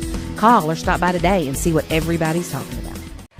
36, Trojanettes lead Allen County-Scottsville as we go to the fourth quarter. This fourth quarter brought to you by CPC Commodities. Proven on our farm and made for yours. Jay Turner with Robert Bauer. Here's Burton giving it off now to Bird. Out top, Bragg fires a 17-footer that's off the left side of the rim. Taken by Morris for ACS. Morris trying to work it into the paint. Throws up a fall-away shot. It rims off. Battle for the rebound. And Patrick and Burton reaches in and ties it up. Shelby Bird scored 12 points in the third period, half of the 24, to give her 18 of the night. That's 56-36. Ball comes in the corner to Roy. Ball slapped away by Elmore. Elmore came up with a steal. Had it batted right to her. Hooks it off to Burton. Burton goes under and lays it up and in. Trojanettes starting to pull away for sure now. 58-36. And a foul in the back court on Shelby Bird. Got back in the pressure a little bit, trying to force another turnover. We forced 4 in that last third quarter, 5 to right there if we count the second half. And a bad pass. Here's Slago with the ball. Slago driving, lays it up. It is no good. Ball is slapped that long, and Morris comes up with it. Here's Morris working the left side and falls down with the ball, and Slago comes up with it. Here's Slago, gives it to Bird. 3 is no good. Rebound in there by Nacer. And Nacer with it for ACS. Takes it down the right side of the floor. Cuts back left. And throws it down low in there to Patrick. Patrick with a reverse up over the rim, but a foul. They're going to put it on Hannah Bragg. Her first, team second. And Patrick goes to the line. She's made 30 of 38 free throws this year for the Lady-Patriots. The first one is up, and it hits the front of the rim. They're not shooting free throws like they normally do based on their season stats, are they? Nope, they are 1 of 5, and it's all here in the second half. They did not shoot one in the first half. We shot the ball well in the third, 9 of 13, just 40% from them. I like our 3 of 3 from threes as they continue to miss free throws. Another miss. Barren County with the ball the other way. Slagle cutting across the lane, gives to Bragg down low. Trying to throw it up. She does. Missed the shot. Rebound in there by Roy. As Nacer takes it underneath. Missed it. Shot it too strong. Bragg with a rebound off to Bird. Pushing it down the floor. Bird gets rid of it off to Gerald's 15-footer left side. Won't go. Offensive rebound by Slagle. Slagle sends it back out to Burton. All right, settle it down now. We've kind of gone back and forth. I know we got a 22-point lead, but we've got to be a little bit more methodical. And here's Gerald's with the basketball. Sends it over to Bragg. Bragg right on the key, guarded by Patrick. Now gives to Burton. Got Morris guarding her. Here's a shot for Bragg. It's no good from about 17 feet away. Rebound comes off to Roy as she gives it to Morris. Morris into the front court with it for the Lady-Patriots. 5:50 to play in the game. Morris held only a 2-point basket here in the second half after scoring 13 in the first and 3 threes. Nacer fires up a straightaway 3. No, from the top of the key. Ford with the offensive rebound. Ford in a lot of traffic, dribbles out of traffic, takes it to the right side, cuts back to the left, dribbles with the left hand, goes under, shot blocked, and taken by Slagle. Slagle fires it down to Bird, across underneath to Burton, and she puts it up. Oh, she missed the shot, and the rebound comes off to Patrick. Here's Morris cutting back to the left side, drives under, and a collision here, and they will call a block this time. And called on Slagle. She just couldn't get there. Fouls on number 11, Adeline Slagle. That's her first team third. And Morris will be at the line for the first time tonight. First one is good. 83.2% foul shooter in Avery Morris this season. That's where I got 17th in the state. Individually, she's 17th in the state of free throw shooting. 58-37. Number 23, Barren. Number 24, Ball. And here's the second shot. It's up and good for Morris. She has 17 in the game. Riley Wilson in the ball game now with Ann Ashley Atkinson. Burton's on the court. Addison McFall in the game for Barren County. She's got it in the right corner. On the dribble, getting some pressure, and a pass. It's picked off in there, and then coming back up with it is Gerald. Gerald stops, up and under shot, no, and then there's Atkinson up over her shoulder, puts it up and in with left hand. That's what you call catching it and going back up in one movement. 60-38. 4:47 to play. Morris penetrating up with the left hand, puts it in. And that is point number 19 for Avery Morris. 60-40, Trojanettes. Here's Atkinson on the right side. Atkinson on the dribble against Nacer. Leaves it with Riley Wilson. And she had it smacked out of her hands and then goes chasing it down. Gives it out to Geralds. Gives it to McFall. McFall back to the right side. Atkinson with it. Here's Geralds. Sends it back in there to Burton. Burton back out to Geralds. Penetrating the lane. Up with the left hand. Got it. It's only her second field goal tonight. 62-40. 4:10 to play. Morris. As they got Atkinson out defending Morris right now as Shelby Bird's getting a break with 4 minutes to go in the basketball game. Here's Patrick putting it up and in. Got down underneath the basket. 14 points for Patrick. It is 62-42. She's close to their leading scorer. Morris has, 19? Yeah. Burton with it on the right wing. Down underneath to Atkinson, breaking across the lane and puts it up and in. Can't cut and score better than that. And Atkinson has 12 points on the night. Got 4 players in double figures like it was the first game. Morris up off the window and in, falling away with the left hand. You see why it's important for her to get back to the left side. That's where she's comfortable. She can't score as well on the right side. 64-44. Here's a pass down to Burton. Baseline for Wilson. Throws it up and it won't go. Offensive rebound by Atkinson. Gets it back out to McFall for 3. Swish! Quick timeout by Piper. And timeout here with 3:07 to go in the basketball game. It is 67-44. Trojanettes. Allen averages 56 a game. They may get close, but we are way over our average right now at 67.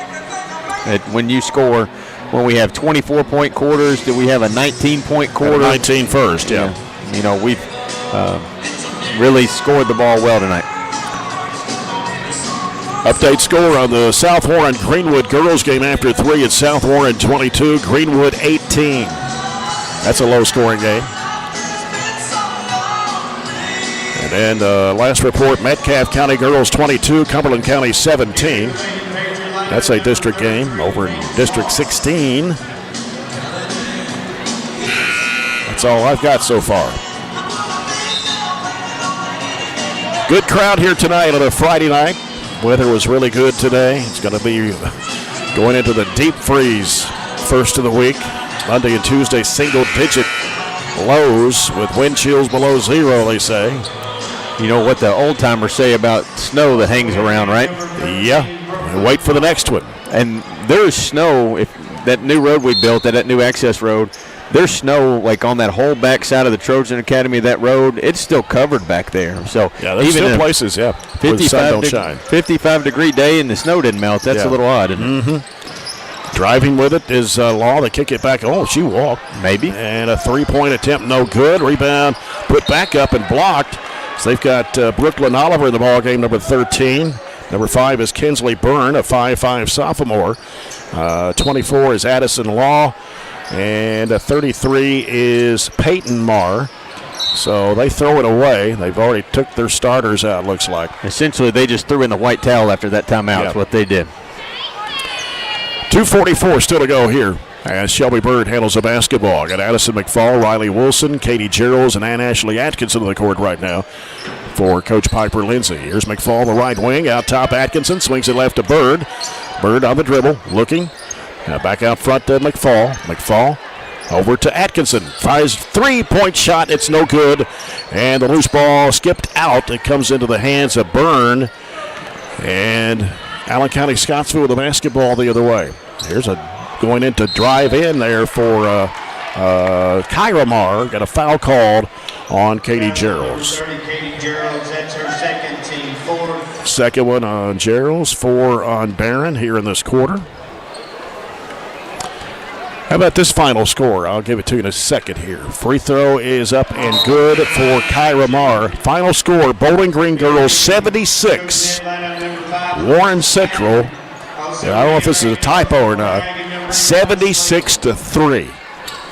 Well, Does that sound right? They only had 2 in the first, so that means they didn't score a field goal. 76-3? I'll get you a confirmation.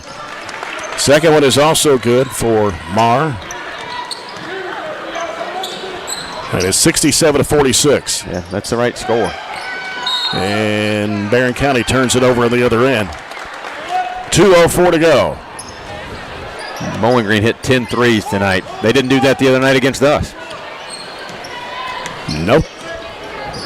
Branson London sent me that score there. Here's a shot partially blocked out of bounds. And it will stay with Allen County-Scottsville. Addie Slagle, Hannah Bragg, Addison McFall in the game, Riley Wilson. And also in the game for Barren is Alexis Cannon. Works it inside. There's a shot going up, no good. Got her on a rebound. They work it back out. A shot three is blocked by Slagle. And they come up with a loose ball once again. Keep it alive. Addison Law with it for ACS. Spots up, shoots a three, and banks it in. Just their first three of the second half. They had three in the first. 67-49. Slagle trying to work it down low. Gives to Wilson. Wilson trying to force a shot up, and it's blocked with a minute 15 to play. They work it left side. Here's a three-point attempt. Short. Long rebound comes off to Riley Wilson. Gives it to Slagle. Slagle with a bounce pass back to Wilson. Lays it up and in. So Riley Wilson gets the 2-point bucket, and that stops the clock. 69-49 the score, 58.2 to play. I think we're taking that timeout to just get some subs in, but it looks like we'll use it. I think the largest lead was what, 69-44? Or 67-44? I can go back and look. I can't remember. I thought I wrote it down, but it was at least a 23-point lead. 67-44. 67-44, okay. That was 23. Yeah, that's right. Trojans and the Patriots coming up next here in our doubleheader. Of course, Trojanettes and the Trojans will be in action Monday night here, hosting Campbellsville. The girls' game will start at 5:30 instead of 6, because Campbellsville's in the Eastern time zone. 5:30 start for Campbellsville here Monday night. Then we travel to Russellville Tuesday night, and Glasgow here next Friday night. Another busy week. First away game we've had in been a while. 3 weeks, 2 weeks. Yeah, it's been a while. 53 seconds to play. And Allen County-Scottsville with the basketball. It is Marr. And a long three is in and out. Ball goes out of bounds with 37.9. And let's see, we've got Reagan Griffiths in the ball game. We've got Hannah Wilson in the ball game. Also in is Reagan Wilson, Alexis Cannon, and Ava Mullins. Ball knocked out of bounds by Hannah Wilson with 33.2. And Allen County-Scottsville with some new players in the ball game. Number 11, that is Brenna Eaton. Working around to the right side. Byrne gives it off in the corner. Back to Byrne. 25 seconds to play. They almost threw it away. And they're going to throw it back to the right side of the floor. Oliver. Back left side. They give it in there to Wanta. A.J. Wanta. Shot goes up and in. And that was Byrne that got the bucket. 69-51, 7 seconds to play. Hannah Wilson with it for Barren. Gives it over to Cannon. And she'll dribble it out here. Trojanettes win it 69-51 over Allen County-Scottsville. Allen County-Scottsville drops to 7-9 on the season, 1-3 in district play. Barren County goes to 15-2 on the year and undefeated in district play at 5-0.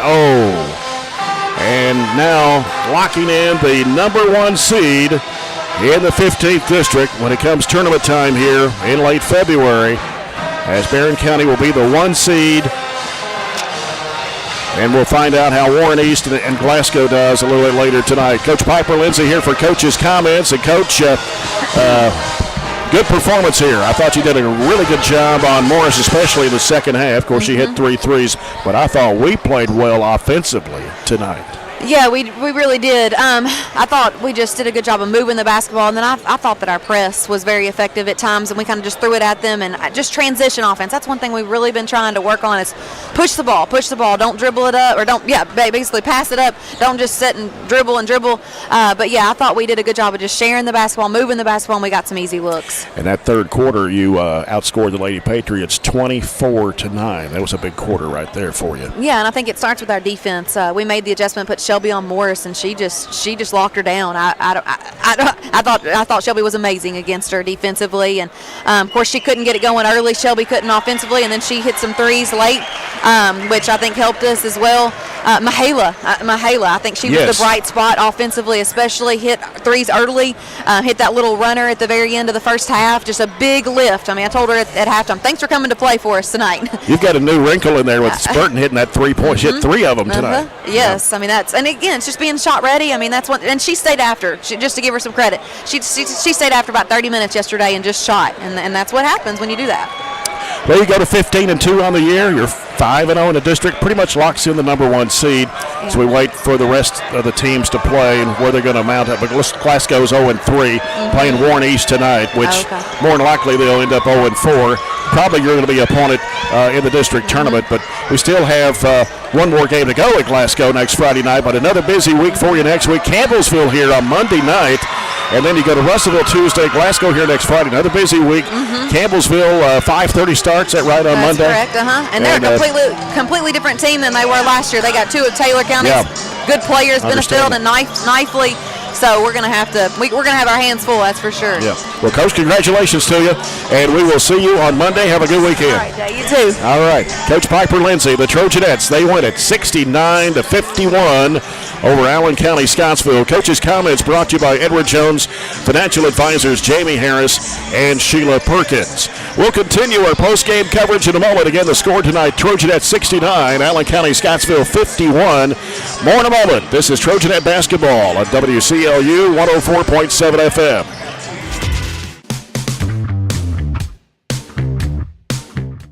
Get in. We're making country great again. Come on. Whiskey River, take my mind. Willie 94.1. You got to have an ace in the hole. Willie 94.1. I'm a hard working man. The Big Willie. Whoa, little rock. It's great country. Willie 94.1. We're making country great again, and we've got the Real Trader for you every weekday morning starting at 8. Join me, Mac Daniels, for it right here on Willie 94.1.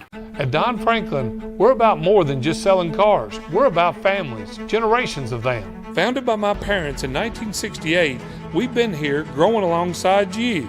From the first family car to the newest model for the next generation, our values of trust, care, and commitment are in every handshake, every deal. With over 5,000 vehicles to choose from, check them all out at DonFranklinAuto.com. Don Franklin, driven by family.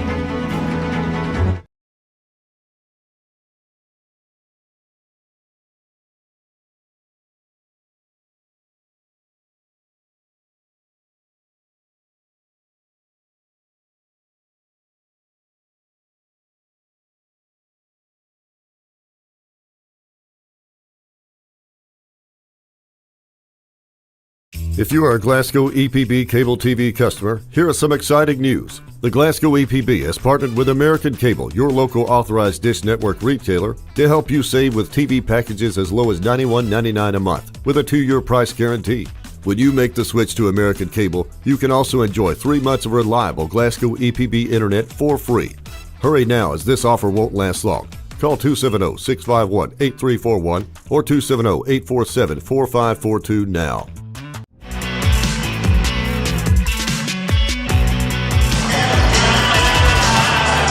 Back here at Barren County High School gym at Bobby Steenbergen Court, Jay Turner with Robert Bauer. The Trojanettes win 69-51 over the Lady-Patriots of Allen County-Scottsville. This is the postgame report brought to you by SCRTC. SCRTC's alternative to cable is MyStream TV. Switch today and save on your cable bill, as the stats are brought to you by Southern States Co-op in their new location on Cross Street. Barren County led at every stop. It was 19-13 at the end of 1, 32-27 at halftime, 56-36 after 3, and 69-51 the final score. They led by as many as 23 in the second half. For Allen County-Scottsville, they had 22 field goals. 4 of those were three-pointers, and they were 5 of 10 from the foul line. Avery Morris finishing tonight with 21 for the Lady-Patriots. She had 8 baskets. 3 of those were 3. She was 2 for 2 from the foul line. The only other player in double figures was Deborah Patrick with 14 on 7 field goals, 0 for 2 from the foul line. Aubrey Nacer only had 5 points tonight. A couple of baskets, 1 of 4 from the foul line. Also 5 for Addison Law, 3 and a 2. 4 points for Kyra Marr, a basket and 2 free throws, and a basket for Riley Roy and Kinsley Byrne. For the Barren County Trojanettes, 27 field goals. 8 of those were three-pointers, 4 in each half. Barren County was 7 of 8 from the foul line. 4 players in double figures once again, as was in the earlier game against the Lady-Patriots. Shelby Bird led the way tonight with 18, 12 of those in the second half. Actually, 12 of those were in the third quarter. She had 6 baskets, 2 of those were threes. She was 4 for 4 from the foul line. Mahala Burton tonight with 15 points, 3 threes and 3 twos. She had 2 of those threes in the first quarter, and the other 3 came in the third. So 3 threes and 3 twos for Mahala Burton tonight. 12 points for Ann Ashley Atkinson. She had 5 baskets, 1 of those a three. She was 1 of 2 from the foul line. Katie Elmore scored all 10 of her points in the first quarter tonight. 4 baskets and 2 for 2 from the foul line. A 3 and a 2 for Addie Schlegel for 5. 4 points for Katie Geralds, a couple of field goals, a field goal for Riley Wilson, and a 3-point basket for Addison McFall. So, all in all, that third quarter was a big one for Barren County. Outscored the Lady-Patriots 24-9. Yeah, absolutely. That was an impressive quarter. I thought we shot the ball well. We moved the ball well. It just really looked like we obviously our record says we're a good basketball team, but we were 9 of 13 that quarter specifically. Did not turn the ball over. Out-rebounded them that quarter. So we did a lot of good things, and we created some separation specifically. So just a good win. You lock up the number 1 seed. You want to still go 6-0. You got one more game to play in the district. This season's going really quick when we say we've only got 1 game left in the district. But stats-wise, we were 27 of 60 for 45%. Is what their stats had. They were 21 of 54 for just under 39%. We were 8 of 15. You don't see that very much from deep. Over 50%. We'll take it every night. They were 4 of 13, and Morris had 3 of their 4 3-pointers. Only went to the line. We only put them to the line 5 times a night. I think that's a big key. We did a great job defending on their drives. Had a ton of blocks, it felt like. We ended up the game with 18 blocks. So that's a really good job defending around the rim without fouling. So all in all, we forced them into 18 turnovers, only had 7 ourselves, outscored them 23-7 in the points off turnover department, and even though they out-rebounded us 42-27, had 20 offensive boards, just 11 for us, they only outscored us by 2 in the second effort points category, 9-7. So, we had some players that played really well. Mahala was 6 of 8 from the field, hit all of her threes, 3 of 3. Elmore started us off really well. She had, I think, our first 7 points. She was 4 of 9. Shelby defended well. Katie Elmore defended really well. And then Ann Ashley kind of had a quiet 12 points, but shot the ball really well for us. Shot it over 50% from the field, and she, in the last few games, have noticed some more confidence in her shot, and I think she's shooting the ball much better. So you got to keep that trend going. You got a couple of days off, and we'll come back Monday to play a Campbellsville team that comes in here for an out-of-region game. Yep. Well, when we come back, we'll get set for the Trojans and the Patriots game. 2 for a doubleheader here tonight from Barren County High School. And the final score in the girls' game, Barren County 69, Allen County-Scottsville 51. The Don Franklin Glasgow countdown to tip-off for Trojan basketball is next here on WCLU 104.7 FM.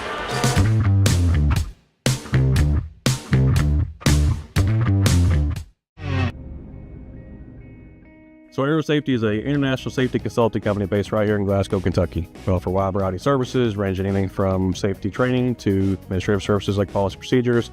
It's any manufacturing, any industry around our area, we can apply that. And we can also make everything site-specific to the customer. So we make sure we're incorporating the company's policies, procedures, applicable hazards, equipment, things like that it's make it more relevant and engaging for the customer. Aero Safety is here to keep your employees safe and keep your business headed in the right direction.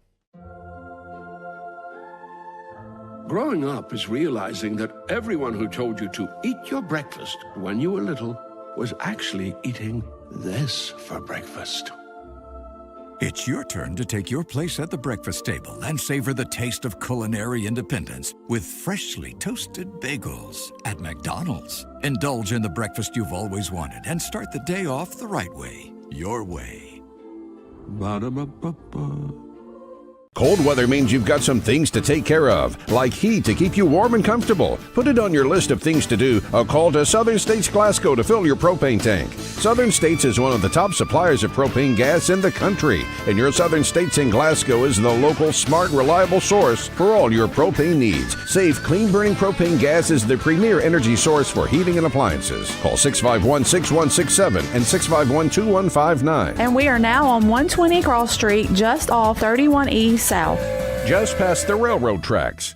I just did it, but I waited way too long. Trust me, it's about time you left cable TV behind and started saving with MyStream TV from SCRTC. Already have TV with SCRTC and you still have cable boxes and wires everywhere? Talk to SCRTC about MyStream TV and compare it to your current service. The best thing about MyStream TV, you'll save money and get up to 1 gig symmetrical internet. Visit scrtc.com and click on the MyStream TV logo at the top to start saving on cable today. Cutting a 20-point deficit down to 5, but couldn't get any closer, falling to the Purples 71-61. Kate Hardy hit 5 threes, leading the Trojans with 21 points. Tate Spillman and Joshua Decker each scored 13. Barren County is 8-9 on the season, 3-1 in District 15 entering tonight's game. Allen County-Scottsville under first-year head coach Jeremy Garrett is 5-10 overall, and they're 0-3 in the district. The Patriots lost to Logan County Tuesday night 66-44. There were no stats from that ball game posted on the KHSAA website, but they have lost 5 of their last 6 games. The Trojans are ranked 7th in Region 4 this week in the latest Bowling Green Daily News prep poll. Allen County-Scottsville was not ranked in the top 10 of the 17 teams in the 4th region. The Trojans defeated the Patriots on December 19th in Scottsville 62-48 after going on a 27-2 run to win that game. The Trojans split with Warren East, losing 64-50 the first game, and then winning 57-55 here at Barren County. The Trojans have a 49-47 overtime win over Glasgow, and the Patriots' other losses in district play are to Glasgow by 10, Warren East by 5 last Thursday. So currently Barren County is 3-1, Glasgow is 2-1, Warren East is 2-2, Allen County-Scottsville is 0-3. And in the first meeting between the Trojans and Patriots, Barren County had balanced scoring that night as Kate Hardy scored 17. Bray Bewley and Joshua Decker had 12 points each. Tate Spillman had 10 and Jackson Reese had 9. And the Trojans shot 44.4% against the Patriots in that earlier matchup on 20 of 45, but just 4 of 16 on threes, hit 18 of 23 from the foul line. And for the Patriots, Kyler Pettigo scored 23 as they shot 14 of 33 shots for 42.4%. They hit 5 of 12 from long range and 15 of 20 from the foul line. And one thing is for sure, the Trojans can't dig a hole like they did the last time to come out with a 27-2 run to win the game. And of course, that rarely happens to make a run like that. But plus, the Patriots didn't have Robert Robledo in that game. He didn't play in the earlier game. And of course, you can't let Kyler Pettigo go wild tonight. He's a very good three-point shooter. Pettigo is a very good basketball player. Obviously, the transfer from Warren East from last year, and he led the way last time, as you mentioned, and had 3 threes. So we have to do a really good job defending on him, but they don't have just Pettigo. You mentioned Robledo did not play earlier, and he has not played in a few of their games. If you look at their stats, he's only played in 8 of their 14 basketball games, so has missed just short of half of them.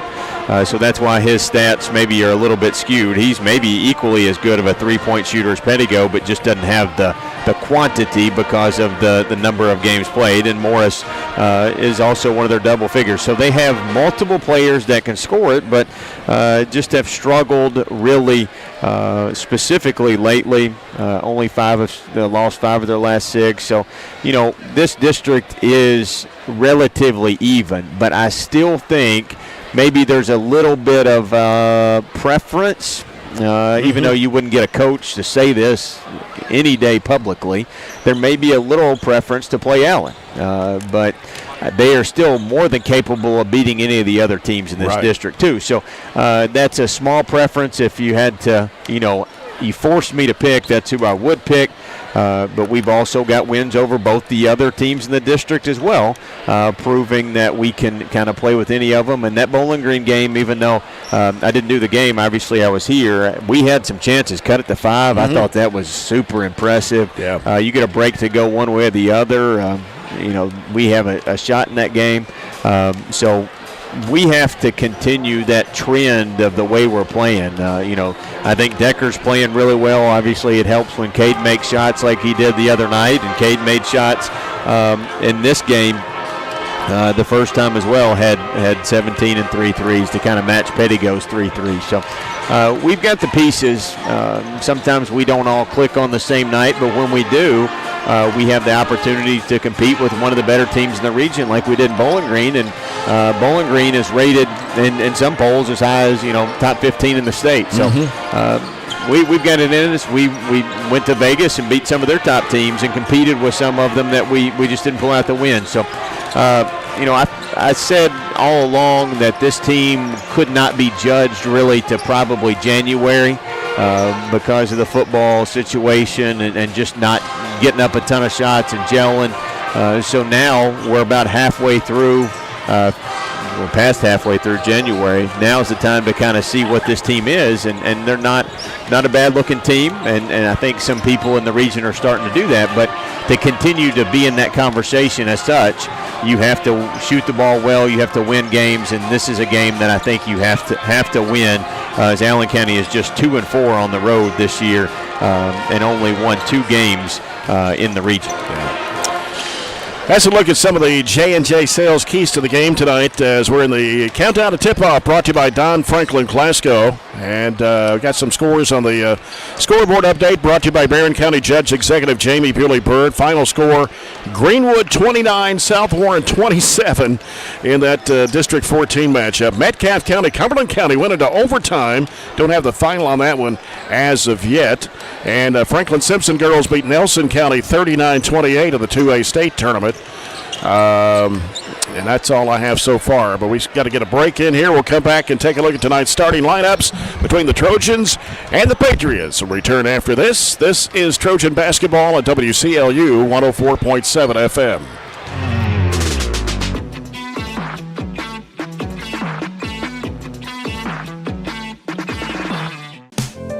At Kuzma Family Dentistry, we specialize in changing smiles and changing lives.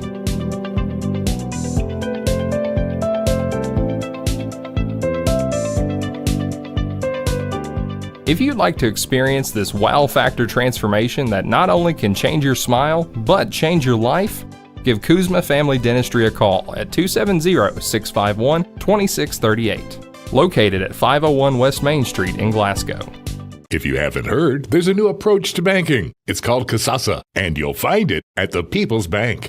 Your free Kasasa checking account offers you monthly cashback rewards. The Kasasa Cash checking account can earn you a very high interest rate on your balance. Then link Kasasa Saver, and you'll also get a high rate on your deposits. Grow with Kasasa at the People's Bank in Glasgow, Cave City, and Barren. The People's Bank, working for you. Restrictions and qualifications apply. Restrictions may vary. Contact the People's Bank for details and to learn more. Get a great deal on select Kubota equipment. The BX Series is the #1 selling subcompact tractor in the U.S. The versatile lineup is built to help you make the most of your land. Right now, bring home select Kubota equipment for 0 down, 0% APR for up to 72 months on select BX models. Now through September 30th. See us or go to KubotaUSA.com for full disclaimer. Your local Kubota dealer is J&J Sales, 1311 West Main Street in Glasgow. We've got you. It's a pledge to make sure you're always taken care of. A pledge that Farmers RECC honors each and every day. When it comes to keeping things running smoothly or getting them back on track when they're not, we've got you. Always. Farmers RECC is a Touchstone Energy Cooperative, your source for power and information. 39% of the field. They've made 82 threes. That's 33.5%. 64% of the foul line and 25 rebounds. Now, this does not include last game stats with Logan County. They weren't posted online. Looking at their lineup tonight. Before we do that, the Trojans are averaging 57.3 points a game, give up 60.4. They shoot 41.6% from the field, and 75 threes on the season for the Trojans at 25%, 63% for the foul line, and 28.5 rebounds a game. Starting lineup for Allen County-Scottsville. And our starting lineups are brought to you by Kuzma Family Dentistry on West Main Street in Glasgow.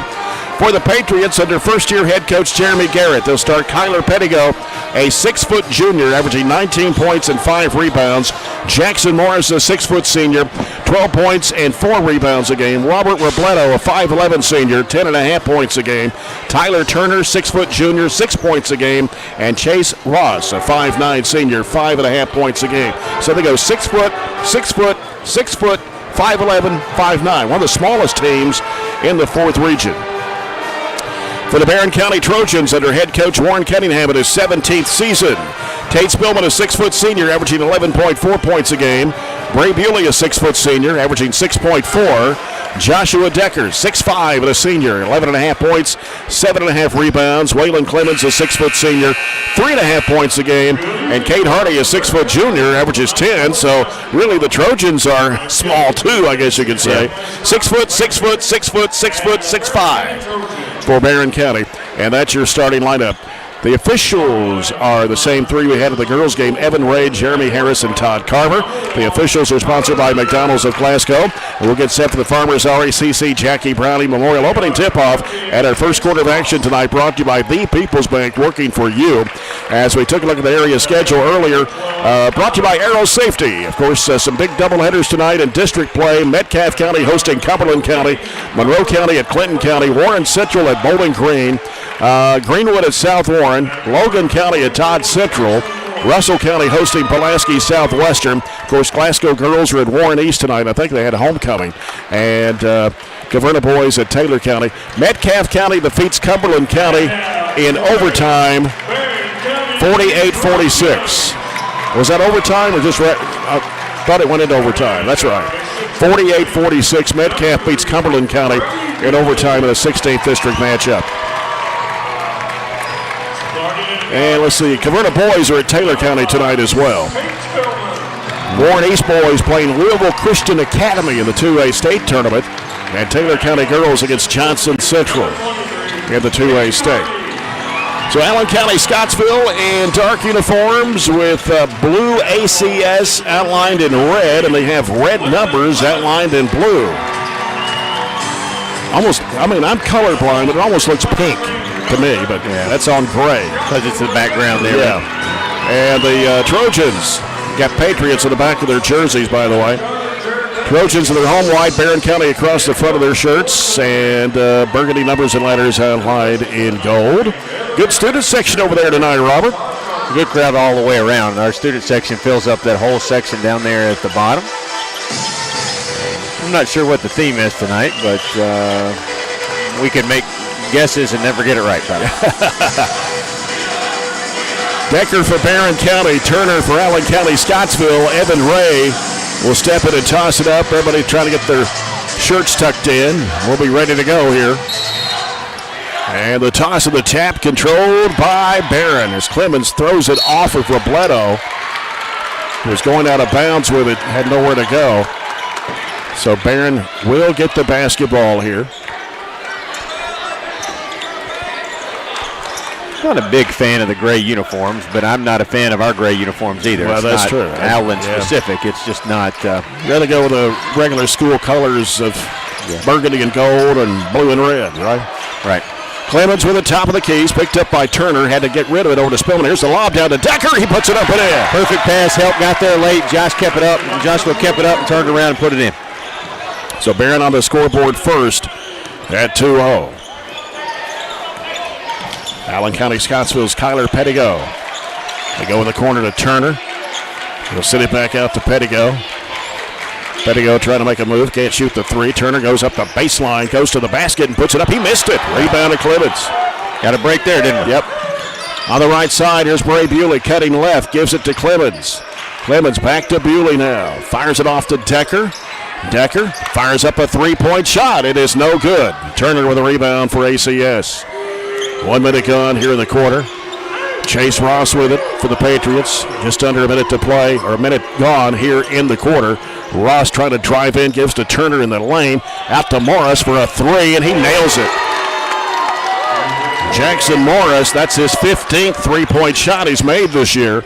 And the Patriots take the lead 3-2. There's Cade Hardy. In the corner, Bewley. Left-hand side, Bewley. Circling around into the lane. Throws it back to Clemens. Fakes, drives baseline. He's cut off by Pettigo. And now had it knocked out of his hands, and breaking to the basket is Spillman. He got the pass from Clemens, and he lays it up and in. Just a simple back cut. There wasn't a screen or anything there. Just kind of faked one way and went to the rim. And it is 4-3 the score. Here's Pettigo with it for Allen County-Scottsville. Ross with the top of the key now. Ross looking for Robledo. Can't get it to him. Ross still on the dribble against Bewley. He wants to drive, spins back in the lane, goes up with a shot, missed the shot, rebounded there by Bewley. Bewley ahead on the bounce pass to Spillman, fakes the three, he drives, throws it back off to Decker. Decker works it, he had it stolen away from Pettigo. Pettigo driving, got around Bewley, loads it up and in. Tried to set up for a charge. That's difficult to do there in open space. And the Patriots lead it 5-4. Bewley sends it out to Hardy. Over the left side, Clemens with it now. Clemens back out top to Bewley. Bewley goes right side with it over to Hardy. Gets a screen from Decker on the baseline. Gives it back to Decker, right wing, out to Spillman. He wants to drive, goes in the lane. Tried to dump it off in there. Almost got it stolen away, but Clemens retrieves it. And it comes back out to Hardy. Hardy trying to make a move left. Gets cut off. Throws it back out to Bewley. 3 minutes gone here in this first quarter. Allen County-Scottsville a 5-4 lead. Hardy getting the screen. Pulls up. Left elbow. Shot no good. Rebound Morris with it for Allen County-Scottsville. Gives to Ross. And he'll give it to Pettigo now. As Pettigo sends it across. Hands it off there to Ross. Ross circling around, trying to penetrate, spin move, trying to go up and under over Bewley. It's in and out. Ball gets knocked away, and Turner puts it up no good. And the rebound in there by Cade Hardy. Hardy pushed it down the left side, driving it down, throws it up in the lane, and got it. Pulled up before Morris was the recipient of a charge. Nice 10-footer. And it's 6-5 on the other end. Pettigo misses a layup, and here comes Spillman with it for the Trojans. Weaving through traffic. Taken down the right side, and a bumping foul on Robledo. Just put his forearm in his back and pushed a little too hard, possibly. First foul of the basketball game, and so Barren County will have it out of bounds. Right side of their basket as Bewley looking to toss it in. It comes into Clemens. Clemens to the right side of the floor, guarded by Turner. Now Clemens will send it back out front to Hardy to set it up. Half the quarter gone. It is 6-5, Barren County. And Spillman with another left side. Gets a screen from Decker. Pulls up, 17-foot jumper. No, may have got bumped there. And here's an outlet pass to Robledo. He drives the bucket. He'll lay it up. He missed it. Rebound comes off to Decker. They've missed about 3 or 4 wide open layups. Here's Hardy with the basketball. He tries to penetrate, hooks it off in the corner. Bewley for a three. No. And a rebound in there by Chase Ross for Allen County-Scottsville.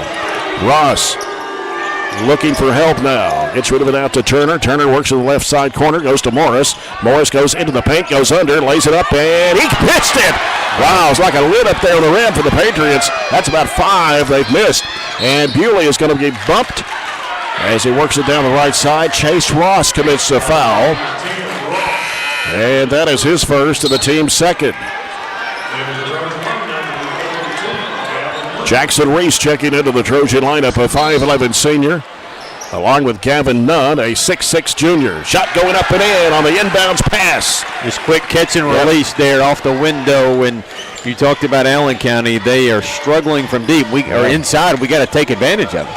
And here's Robledo going up with a shot and banking it in off the window. Took it up the left baseline. Nunn got the basket earlier for Barren. It's 8-7. They're just 2 of 9, and that was one of the tougher ones in the lane they've shot. Spillman with it on the left side. Gives it off to Reese. Reese sends it back out to Hardy. 2:46 to go in the opening quarter. Reese on the left wing fires a three. Got it! All day to line that one up for our first 3. 11-7. On the Hatcher and Sadler 3-point shot from Jackson Reese. 2.5 minutes to play, first quarter. Robledo goes left side to Pettigo. Hooks it down low to Morris. Morris posted up in there, trying to muscle it up. Shot blocked in there by Nunn, taken by Reese. Reese has a pass deflected by Pettigo. He'll give it off to Ross. He'll go under, flips it up and in. Just an unfortunate series there. 11-9. Barren County with 2:05 to go in the opening quarter. Hardy with the basketball. Hardy on the right side of the floor.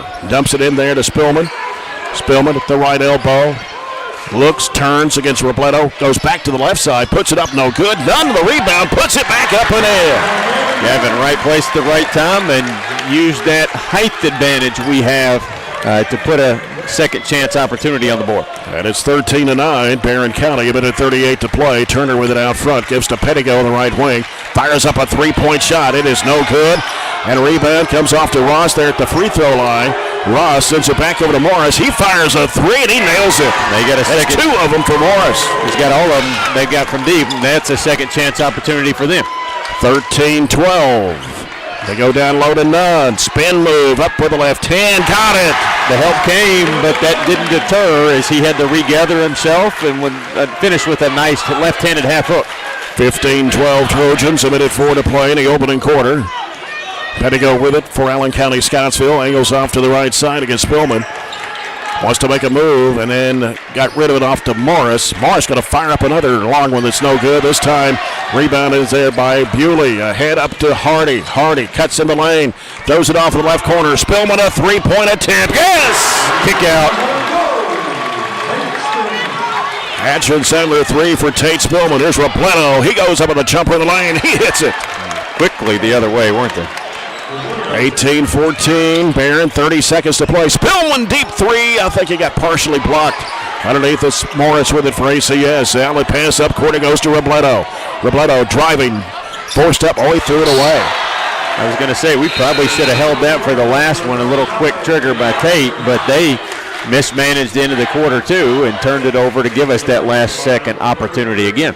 Chase Ross coming out of the ball game, replaced by Weston Adams. Number 33. Here's Kate Hardy with the basketball for the Trojans.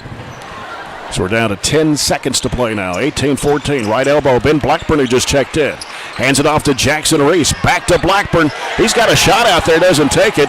Reese fires it down to Nunn. Banked it in off the window. Again, a quick catch and release. And what a lift Nunn is off the bench there. And we're at the end of one quarter of play. It's Barren County 20, Allen County-Scottsville 14. We'll return after this break. This is Trojan basketball at WCLU 104.7 FM.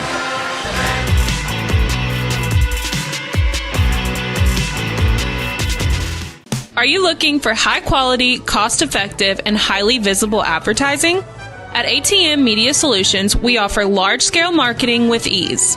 We have 4 LED billboard locations: Highland Pharmacy in Sonic, the intersection of 31E and Trojan Trail, Highway 90 East, Burkesville Road, and our newest location in front of Gondolier. Call 270-629-4542 to get a quote today. ATM Media Solutions. Advertise with ease. Get in. We're making country great again. Come on. Whiskey River, take my mind. Willie 94.1. You got to have an ace in the hole. Willie 94.1. I'm a hard working man. The Big Willie. Whoa, little rock. It's great country. Willie 94.1. We're making country great again, and we've got the Real Trader for you every weekday morning starting at 8. Join me, Mac Daniels, for it right here on Willie 94.1. Came off the bench, scores 8 points for Coach Warren Cunningham in that first period of play. Trojans knocking down two threes, one by Tate Spillman, the other by Jackson Reese. Allen County-Scottsville with the basketball. Turner has it, sends over the left side now. Adams left open, three-point attempt. It's no good. And the rebound to Jackson Reese. He had Ross blocked out of the board. Reese turns, throws it behind him to Hardy. Fires it down in there to Blackburn. Puts it up, one dribble down, and put it up and in. Let his defender Morris fly by, and we continue that hot shooting. We were 9 of 14 for 64% there in the first quarter. Barren County has an 8-point lead. Here's Pettigo. And a foul on Spillman. It's going to be his first. Team's first of the quarter. Joshua Decker comes in for Cade Hardy. So now you've got Nunn, Decker, Blackburn, Reese, and Bewley on the court right now for Barren. Definitely a size advantage now. See if we can take advantage of that and still guard their guards. Yeah. Ross has it, working against Blackburn, trying to muscle it up. He does. He puts it up and in.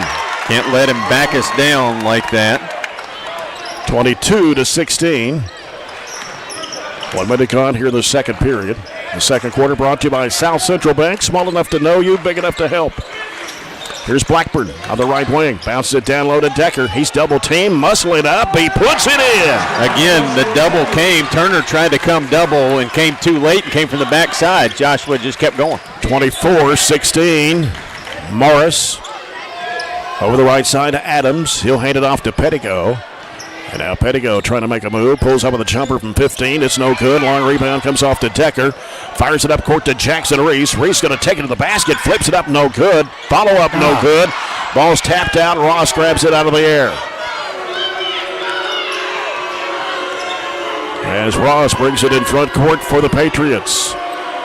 8-point Trojan lead, 24-16. He's going to drive to the basket. No. Taken by Nunn. Outlet pass. Here comes Bewley racing to the basket. Puts it up. No good. And taken by Pettigo. Stolen back by Bewley and a foul on Pettigo. That's going to be his first. The team's first of the quarter. And Robledo comes back in for ACS. Clemens for Barren. As the officials kind of let it go there for a little bit. It was. And it's been a pretty clean game. Not a lot of turnovers, and they haven't called a lot of fouls either. It's just been back and forth, up and down. Comes to Nunn to the left baseline. Nunn with a spin move. Goes up over Morris. Too strong. Taken by Pettigo. The outlet pass, Robledo. Robledo against Bewley. He walked. Not the best angle for Gavin down there, even though he's had a really great first half. But we get back, force another turnover on the defensive end. Our transition has not been really bad, and that's part of the reason they were struggling right around the rim early is nothing was completely clean. Got Tate Spillman back in the game. Cade Hardy also back in, so the original starting five in there. Clemens with the basketball, looking, throws it back out to Bewley. And now Bewley fires it off to Hardy. Hardy curls into the lane, had it knocked away. Chased down by Bewley, though, out front of the left side. Now Bewley trying to make a move. Throws up on the run. He's fouled. And so Bewley will head to the free throw line. The foul is on Robledo. That is his second. And the Patriots' second team foul. Bray Bewley, 17 of 24 from the line on the season. The first one is up and good for his first point of the game. And it's 25-16. Trojans been their largest in the ball game. Can make it 10 here, and he does. 26-16, Barren County. As Ross brings it up for the Patriots. Ross on the dribble against Bewley. Looking down low, ball gets kicked out of bounds. 5:10 to go in the first half. And Ross right to the basket to toss it in. Ross looking, still looking, still looking. Finally gets it into Pettigo in the right corner. Goes up the baseline, throws it back to the left baseline over to Ross. And Ross trying to backtrack in there to Bewley. Up and under move, puts it up and in. Chase Ross has 6 points. It's 26-18. Bewley with it in front court.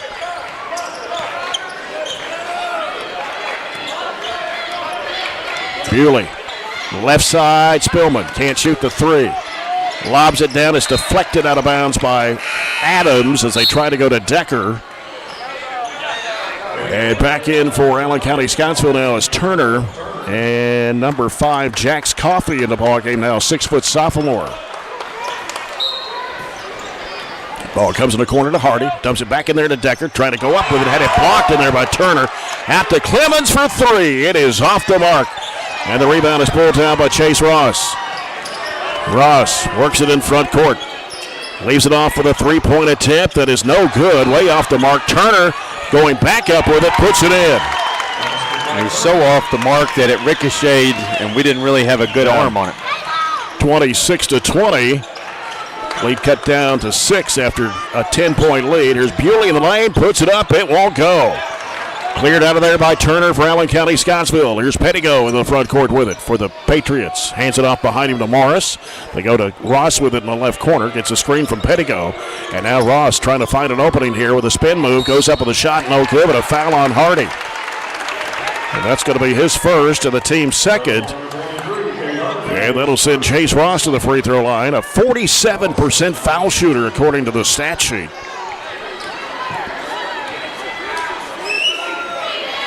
But he nails the first free throw. That gives him 7. He leads the Patriots in scoring right now. 26-21. They've scored 5 straight. And speaking of 7, we've missed our last 7 field goal attempts. We started the quarter with a make and haven't made one since. Ross hits both free throws, and now the lead is cut back down to 4. They're on a 6-0 run. It's 26-22. 3:46 to play. First half. Spillman with the basketball on the left wing. He's guarded out there by Coffey. Bounces in the middle there to Decker. Down low, Nunn puts it up and in. 10 points for Gavin Nunn. It's 28-22. Pettigo into the front court with it for the Patriots. Angles off to the left side, looks right, goes to Morris. He'll fire a 3. It is hit and out. Rebound to Joshua Decker. Spillman into the front court. Spillman heads right side, gets cut off. Out of the wing, needs some help here. Coffey's putting the pressure on him. Decker in the right corner with it. Decker looking. Oh, he threw it across, and it's going to be deflected. Almost stolen there by Pettigo, but regained control by Bewley. Bewley fires it back off to Hardy for a 3. That's no good. And Bewley up high for the offensive board. Lost it underneath the basket. Pettigo with it for ACS into the front court of the right side. Low head fake, pulls back with a 3-point shot that's no good, missed everything. And then Ross threw it off of Bewley, but he was still inbounds. Here comes Hardy with it, left side, throws up the floater, no good. Morris with a rebound. Coming back the other way. Here's Coffey with it left side. Throws it back behind him. It is Ross at long range left. Putting down the dribble, circling around. Trying to penetrate to the lane. Going up with a floater. No good. Ball's tapped over. Bewley's got it. Baseball pass up to Nunn. Down to the baseline. They wanted him out of bounds, but he didn't get there. And then Hardy tried to go for the shot, and he's fouled. They put so much effort into arguing that Gavin walked and was out of bounds that they forgot to defend Cade Hardy there. And once they realized that, they had to foul him. Free throw no good for Cade Hardy. Scored 21 against Bowling Green Tuesday night. Knocked down 5 threes. Decker coming out for a break. And Ben Blackburn is back in for Coach Warren Cunningham. Hardy back in the line. His second shot, he missed it too.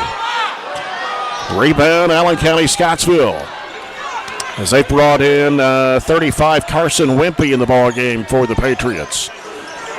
Just under 2 minutes to play here in the first half. It is 28-22, Barren County. Morris with it. Sends it over to Turner on the right side. Turner dribbles out. Goes back left to Morris on the wing. He's defended there by Gavin Nunn. Goes back out the right side. Turner for 3 is going to what a bounce. Lay up there and fall in. First 3 of the quarter. And it is 28-25. 10-point lead down to 3. Bewley for 3. No good.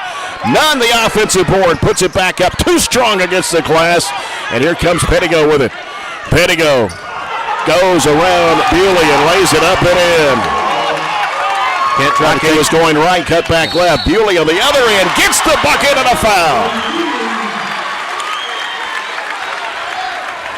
Can't worry about getting beat on one possession, and we turn it around real quick on the other end into an and-one opportunity. Good Jackson Reese back in the ball game. Joshua Decker for the Trojans. And Bewley at the line. with an old-fashioned three-point play attempt, and he got it. And we're going to pick up a little three-quarter court pressure in a 1-2-2. 1:10 to go here in the half. 31-27 Trojans. Pettigo floats it in the middle there. It's Morris right on the key. Back to Pettigo. Now Pettigo's in a trap. Throws it back out front on the left side to Turner. Goes inside. Ball gets ricocheted out of bounds. It went off of 24. It went off Morris's face. Yeah. And they're going to change it and give us the ball. That's a good call and a piece of officiating to talk about it. Yeah, because you can see that on the instant replay. All of our instant replays tonight brought to you by Glasgow Electric Plant Board. 53 seconds to go in the half. Barren 31, Allen 27.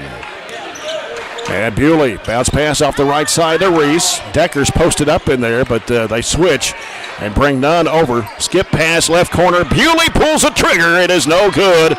And the rebound ripped away by Reese. He puts it in, and he's fouled.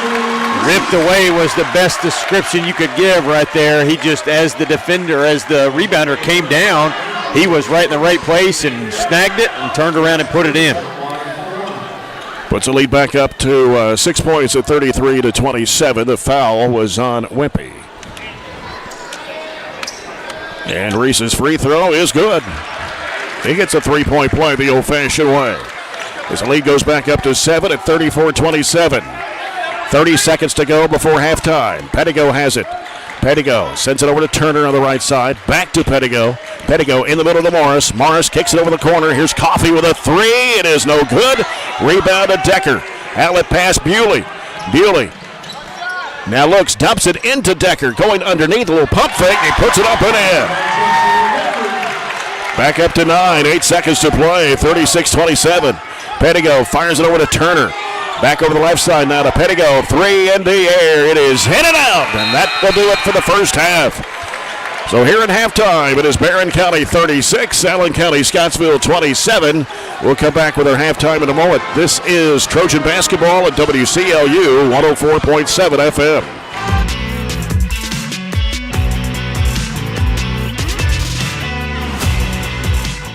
Don Franklin, we're about more than just selling cars. We're about families, generations of them. Founded by my parents in 1968, we've been here growing alongside you. From the first family car to the newest model for the next generation, our values of trust, care, and commitment are in every handshake, every deal. With over 5,000 vehicles to choose from, check them all out at donfranklinauto.com. Don Franklin, driven by family.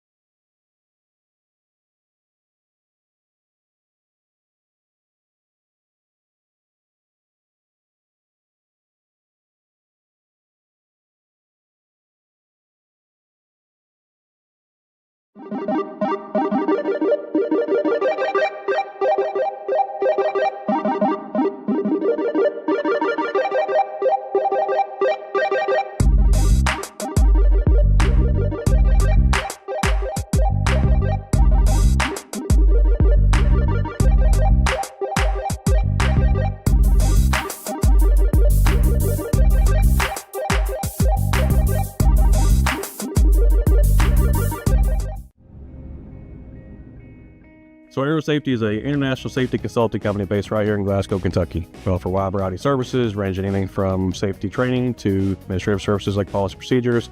It's any manufacturing, any industry around our area, we can apply that.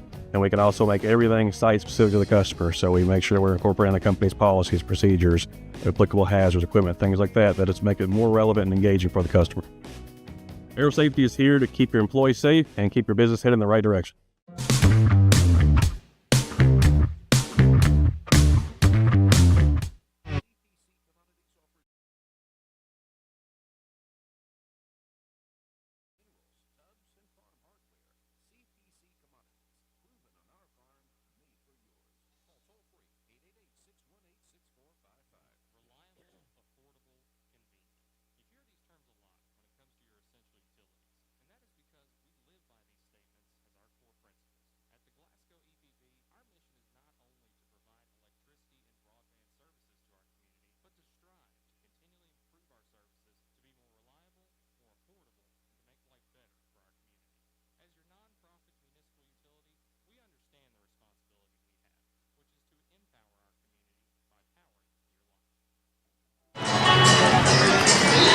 Halftime as the Trojans lead the Patriots 36-27. This is the halftime report.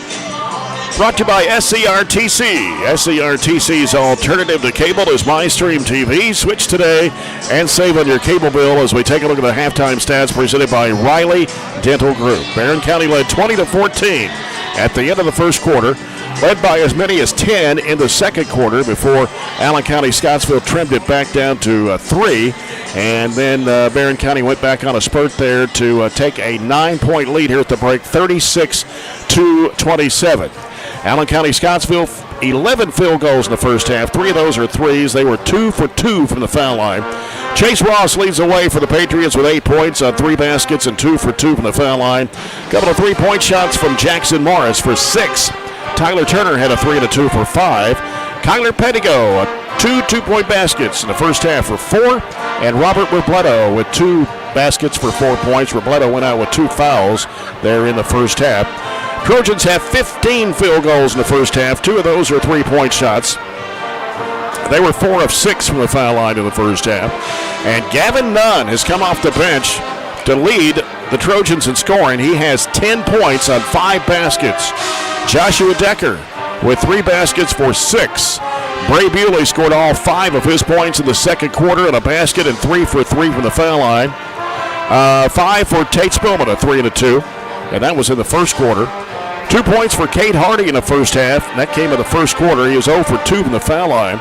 Jackson Reese had 6. He had a 3, a 2, and a free throw. And Ben Blackburn with 2 points in the first half off a field goal. So 15 field goals for the Trojans, 11 for the Patriots. So we were 15 of 33 for 46%. They were 11 of 28 for just shy of 40%. Neither team shot the 3 really well. They were 3 of 10. We were 2 of 7. So both teams 30% and under from deep. Not a ton of free throws shot there, but we did, I thought, dominate the paint.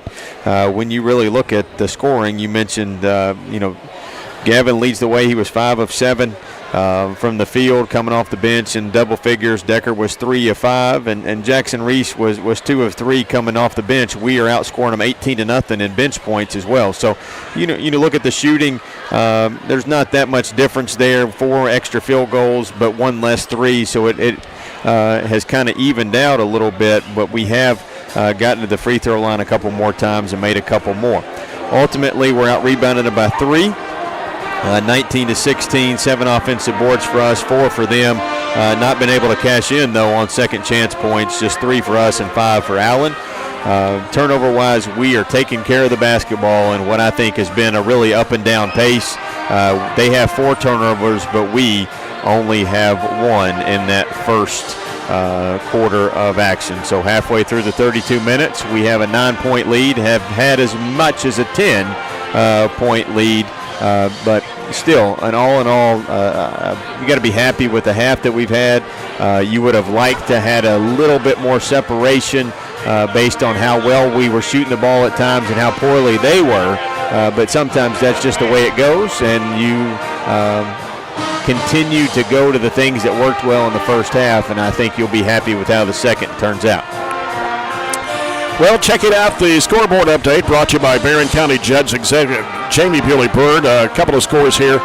Warren East leads Glasgow 25-13. And I don't know if that is a halftime score. It's a girls' score. Right. Warren East leading Glasgow 25-13. Been 24 fouls called in that first half. Wow. Some finals tonight. Bowling Green beat Warren Central 76-3 in the girls' game. Greenwood 29, South Warren 27. And Metcalfe County beats Cumberland County in overtime 48-46. Warren Central's up 33-28 at the half. That's the boys' game that several people would be interested in between the number 1 and number 2 teams in the. Did you say 33-28? Yes, sir. Warren Central. Okay. 5-point lead there, and I don't have much different than what you had. All right. Well, we'll get ready. We'll come back with the second half. Our third quarter brought to you by Extreme Health Club at ATM Media Solutions as the Trojans lead the Patriots here at the break. 36-27 on WCLU 104.7 FM.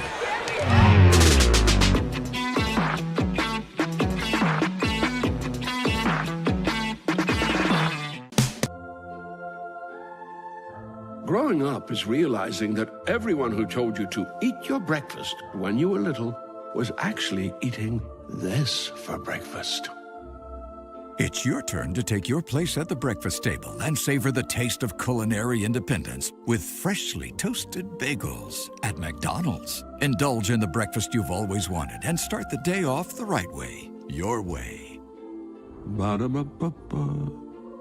Cold weather means you've got some things to take care of, like heat to keep you warm and comfortable. Put it on your list of things to do. A call to Southern States Glasgow to fill your propane tank. Southern States is one of the top suppliers of propane gas in the country, and your Southern States in Glasgow is the local, smart, reliable source for all your propane needs. Safe, clean-burning propane gas is the premier energy source for heating and appliances. Call 651-6167 and 651-2159. And we are now on 120 Cross Street, just off 31E South. Just past the railroad tracks. Reliable internet and great customer service, two things you'd like to have? I'm talking local service and quick response when my internet is out, which never happens, by the way. That's exactly the type of customer service you get from an awesome internet provider like SCRTC. Not only do they provide gig speed and superior Wi-Fi solutions, SCRTC backs it up with phenomenal customer service. That is true value in an internet provider. Go to scrtc.com and get yours with an unmatched service guarantee. At Kuzma Family Dentistry, we specialize in changing smiles and changing lives.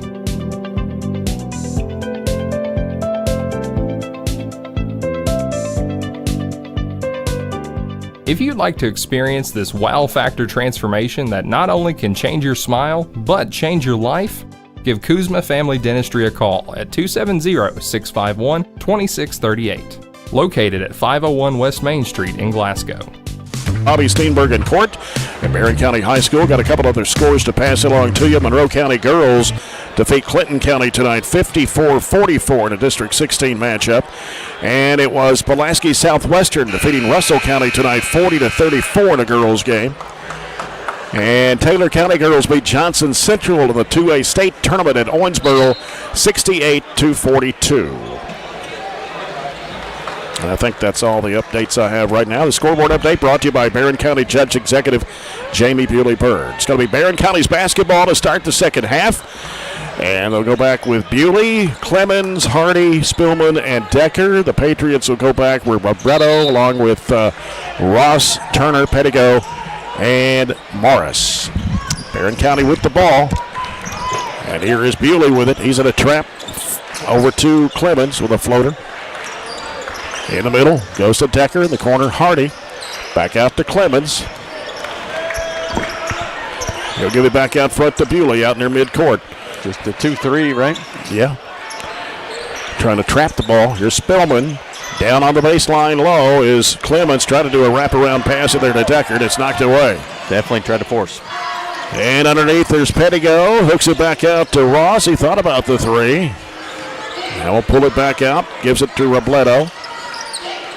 Robledo on the dribble. 36-27 Trojans. Their largest lead has been 10, and that was at 26-16. Now Robledo goes right side with it to Pettigo. Got Bewley defending him. And out top it comes to Morris. Morris will hand it back off Robledo. Robledo to Pettigo. Leaves in the corner with Morris. He'll fire away with a three, and it's in and out. Ball knocked out of bounds.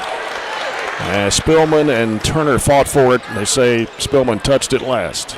We didn't have this much half-court action the whole first half. Both teams had to sit down, run a set, and first half it seemed like it was just back and forth, catch and go. Ross right in the bucket to toss it in. Sends it out deep in the right wing to Morris and back out to Robledo. He'll give it back out to Ross. And now Ross on the dribble left. Turner sets a screen. Ross trying to make a move now. Gets cut off by Clemens. He needs some help. Throws it back out to Morris. He'll give it to Turner now. A minute and a half gone here in the third quarter. Pettigo dumps it to Ross. Works against Bewley. Puts it up, no good. Ball gets knocked away over to the left side. Oh! Pettigo rips the pocket of Spillman. Looked like he fouled him, but no call, and Pettigo gets an easy 2. We didn't have 2 turnovers the whole first half, and in our first 2 possessions of the second half, we got 2. Hardy's left open, 3-point attempt. Yes. Snuck in there on the left side. Make up for those 2 turnovers. He didn't have them, but that'll help make up for the 2 turnovers we had in those 2 trips. That's the third Hatcher and Sadler 3-point shot of the ball game tonight, and Allen County-Scottsville throws it away. Greenwood 16, South Warren 14 after 1 period in that boys game. A little late start on that, isn't it? Yeah. I think it might have been homecoming. 39-29. Here's Bewley. He throws a bad pass. I'm not sure he was going for. On the other end, Pettigo will put it up and in. Timeout. I'm not sure why we're taking chances. The Clemens pass was a chance. The Bewley pass there was a chance that we just didn't really have to take. And they both resulted in turnovers, and that one results directly in an Allen County bucket, and that's why Warren jumps up and takes his first time out. The first time out either team has taken this game. That's a Scooters Coffee timeout for the Trojans, 39-31, 5:29 to go in the third period. Trojanettes won earlier tonight to stay undefeated in district play. 69-51 winners over Allen County-Scottsville earlier tonight. We've got a busy week next week. Campbellsville here Monday night. Go to Russellville Tuesday night. Glasgow here next Friday night. We play Saturday. Do we have a Saturday game? We do not play next Saturday, but we do, I think, the following Saturday against Monroe County. It's been a Monday, Tuesday, Friday week this week, and it'll be the same next. Yeah. Only difference is we don't have school on Monday, obviously. Here's Bewley in the back court. Sends it in the middle to Clemens. Clemens dribbles hard, left side, flips up the shot. Can't get it to go. Rebounded there by Morris. Here's Robledo trying to drive, and a whistle. What do we got? A foul That's on Hardy. That's going to be his second. First of the third quarter. Gavin Nunn will check back in for the second half. Had a great first half. As it comes out to Ross, penetrating. Shot blocked in there by Nunn. But Ross got it back, though, and he is posted down low, trying to use his body into Nunn there. Here's Robledo out of the corner for 3. It won't go. And the rebound to Bewley. Bewley with it for the Trojans. Gives to Hardy. Crosses the midcourt line. Down the right side. Now being pressured there by Ross. Floats it over to Bewley on the left wing. At top is Decker. Decker. Pass batted up in the air by Ross, but caught by Hardy. Cross-court pass comes to Bewley. Gonna let it go for 3. It's in there. We're gonna have to have a couple of those to bust up this zone, and we've got 2 this half. And an 11-point lead now for the Trojans. Their largest of the ball game right now. And there's a ball loose on the floor. Spillman fighting for it with Pettigo as they made a dive for that loose ball. Possession goes to ACS. Timeout called by Allen County-Scottsville. Or maybe it's an official timeout. I don't know. I think I didn't see anybody call a timeout, but somebody maybe heard timeout from one of the kids as they were down on the loose ball trying to save the possession, but Allen said, no, we don't want it, and they didn't grant it. That they'll have to use the possession arrow, obviously. And Turner will toss it in. Right side of the bucket.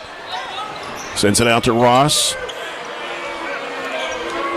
Ross had it knocked out of his hands. He goes chasing it down. Got it back, though. Ross is going to drive in, throws it off in the corner to Morris for 3, and he nails it. That's 3 threes for Jackson Morris. And a foul in the backcourt on Turner.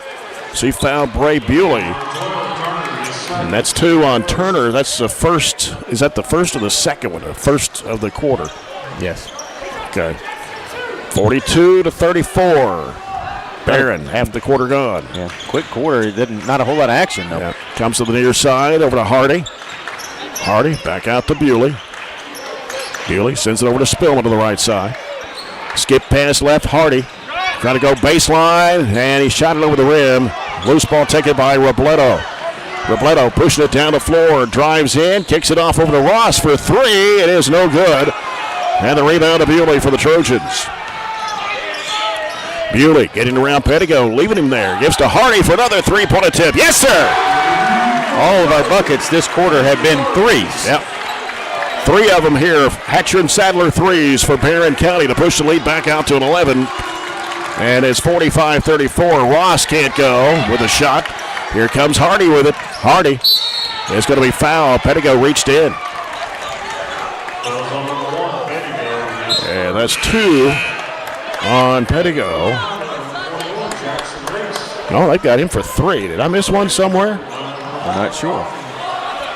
They got it on the board 3. I thought he only had 2, but looks like that's what's in the book. He's still in the game though. Comes into Hardy. Here's the lob down into none. He puts it up and in. Couldn't have executed that one better. That was well drawn up. Drew everybody over on the left side away and isolated him for the lob. 12 points for Gavin Nunn, and now the lead is stretched to 13 for the Trojans at 47-34. Allen evidently didn't like the pace of the first half, didn't think that they could play at that pace possibly, so that's part of the reason they've gone to a 2-3 zone. It's not like we were setting the world on fire from 3 there in the first half. We were just 2 of 8, so they thought maybe they could slow us down in the paint by going zone and slow the game down too, except I say this a lot, when you do that and you slow the game down and you're already down 10, it just, doesn't give you as many possessions to try to catch up. And if we start making a few shots, that lead starts to grow as it has now. Barren County with 3 of their 4 field goals from behind the arc here in the second half. 47-34. Trojans lead 3:05 to go in the third period. Allen County-Scottsville basketball as it comes into Turner. Turner dribbles it up. Jackson Reese back in the game now for the Trojans. Here's Robledo back out front to Turner. Now we got an illegal. Not sure who it's on, but they're going to put it on Morris. Jackson Morris. He got the worst end of the deal of it, too. He did. And a technical foul. Technical on Morris. And the reason he called an illegal screen is because he moved over in front of Tate, even though Tate pretty much ran him over.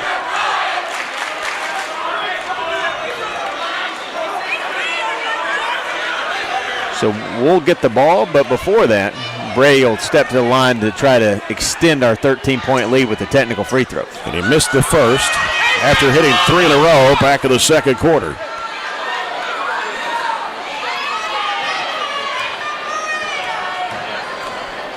So here's Bewley again, firing this one up and in for point number 9. Makes it a 48-34 lead.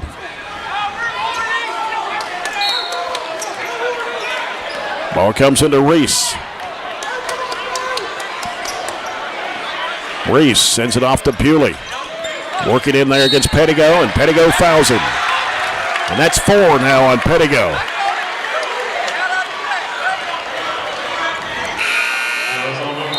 We'll shoot 2. I think they were. Yeah, that was the 15th foul. 1 short on the board.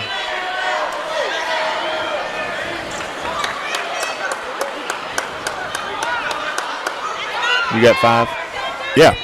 Okay. Because they called that technical, which was the 4th one. Yeah, they just didn't put that one on the board. Yeah. So Bewley is back at the line. He's 4 of 5. He gets a pair right here. The first one is on the way, and it's good. Now makes it 49-34. Adams checks out, and Morris is back in.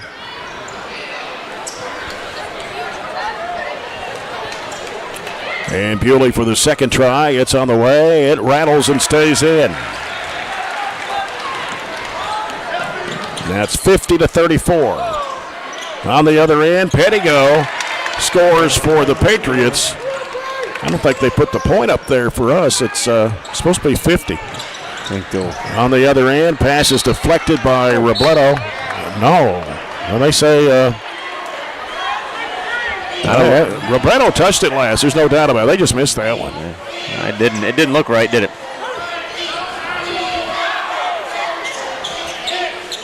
2:25 to go in the third quarter. We're going to have to correct the scoreboard there. It's 50-36.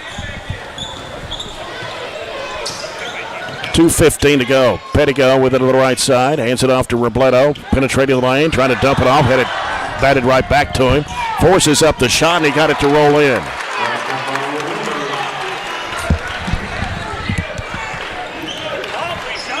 On the other end, a shot missed. Nunn throwing it back up. No. Got his own rebound. Tapped it up outside. It comes to Bewley. Bewley, head fake in the lane. His jumper good. We'll check the score, but they've still got 51 up there. It should be 52, but here's Morris. Long three. No. And the rebound comes off to Reese. Reese pushing it down the floor. Reese, little head fake, goes to the basket, throws it up and in. He got fouled too. Acrobatic shot. And it's 53-38, a 15-point lead. Actually, I think it should be 16, but we'll check the book. Yeah. Here's Robledo around the top of the horn. Picking up his dribble, fires at the baseline. Morris fakes, drives. Little pump fake, turns and puts it up. He missed the shot, got his own rebound, tried to go back up, and a foul call. Foul is on Gavin Nunn, his first. Team second, 2 shots for Jackson Morris.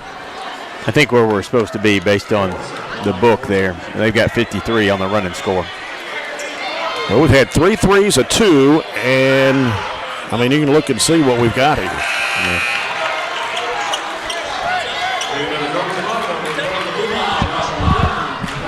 With 1:05 to go. For first free throw missed by Morris.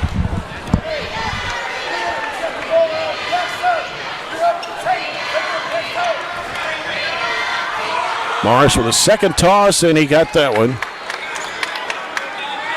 Makes it 53-39. 1 minute to play here in the third. Reese over to Blackburn, who's back in the court. Gives to Decker at the free throw line. Turns, throws it back over to Reese. Moves in the lane, gives it to Blackburn. Fakes, drives in. 10-foot jumper, no good. Got his own rebound.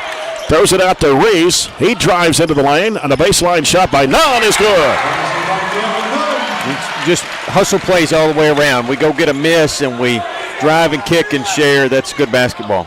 Robledo with a spin move. The shot won't go. Rebound put back up. No good for Turner. Here comes Spillman with it with 20 seconds to go in the quarter. They'll hold it for one shot here. He's guarded out front by Jax Coffey, who just checked back in. 13 seconds to play. Blackburn against Chase Ross. Blackburn bounces it down low to Decker. Decker now turns, throws it back out to Reese. 4 seconds to play. Trying to shovel it in there. Morris comes up with the basketball, and that will end the quarter. For the Trojans, they lead 55-39 over Allen County-Scottsville. And we'll come back with the fourth quarter after this timeout. This is Trojan basketball at WCLU 104.7 FM.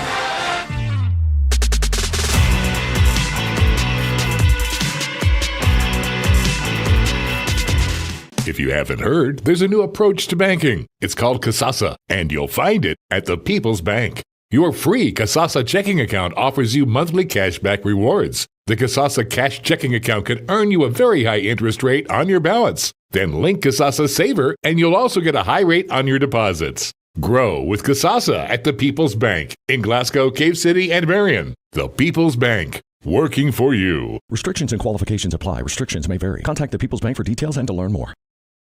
Get a great deal on select Kubota equipment. The BX Series is the #1 selling subcompact tractor in the U.S. The versatile lineup is built to help you make the most of your land. Right now, bring home select Kubota equipment for 0 down, 0% APR for up to 72 months on select BX models. Now through September 30th. See us or go to KubotaUSA.com for full disclaimer. Your local Kubota dealer is J&J Sales, 1311 West Main Street in Glasgow. 56-39. They don't have it on the board yet. They're going to have to check the scorebook and make sure of the discrepancy there. Here's Hardy bouncing down low to Decker. Decker working inside, throws up the right-hand shot. He hits it. He's dominated the paint, haven't we? Yep. 57-39. Trojans 7:36 to play. Ball got ripped away, but Robledo at the free throw line hits it for point number 8. We can't get complacent because we know what we did to them down there. It's a 16-point game now. Here's Bewley with a spin move in the lane. Puts up the shot, going to the floor, and he made it. That's court awareness. He knew somebody was on his back, and he just kind of leaned into him and drew the foul, but kept the ball away from that contact. Who'd they put the foul on? I don't know. Seem to have a little issue here at the scorers table. Both books do have 40 or 59 though, for us. Well, I must have put an extra free throw down. Yeah, maybe that's what it is. I could have thought Bewley hit 3 free throws here in the. I thought he did too. Third quarter, but we can go back and run the film back. He missed the first technical, but made the rest. I thought. That's right. Yep. Should be a 20-point lead. 61-41. 7:12 to go. Robledo, right side over to Coffey. Coffey, one dribble, looking for Robledo. Robledo taking it down to the corner. Spillman staying with him, and a double dribble on Robledo. This fourth quarter brought to you by CPC Commodities, proven on our farm and made for yours. Barren County's basketball. Hardy inbounds to Bewley.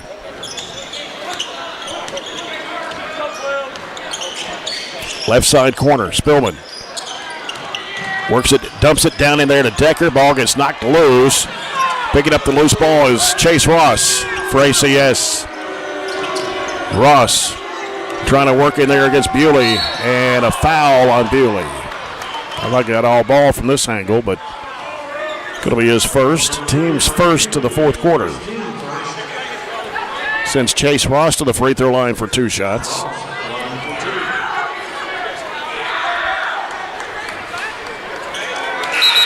Ross only a 47% foul shooter. He made a pair back in the second quarter, but missed that one. Gavin Nunn comes in for Jackson Reese. Now Kyler Pettigo, who's playing with 4 fouls, returns for ACS.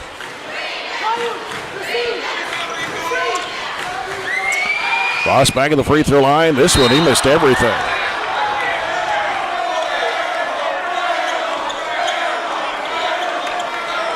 Barren County's ball, 6:42 to play. It's 60-41. Bewley with the basketball for the Trojans. Goes to Nunn at the left elbow. Turns, gives it down in there to Decker. Muscling it up. Put it in and a foul. Muscled it up in another situation where we take advantage of the size in a 2-man game. And another opportunity for an and one as we stretch it over 20. Decker with his 10th point of the night.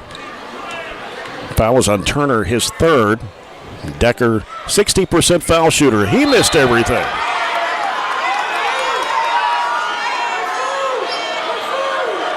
Bray did. I went back and watched it. Bray did make all those free throws.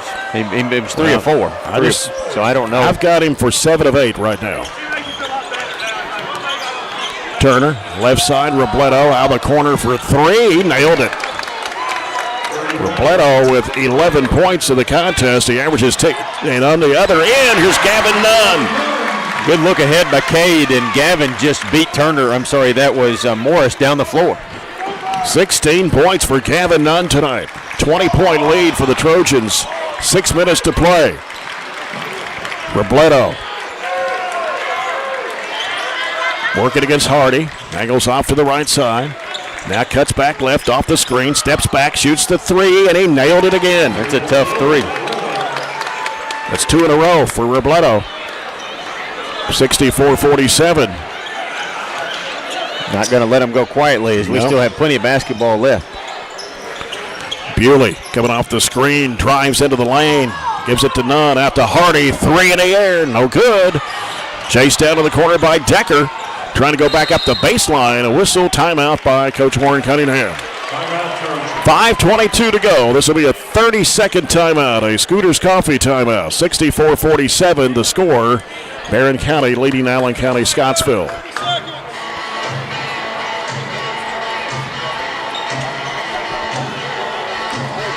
I had Barren scoring 20 points in the third quarter.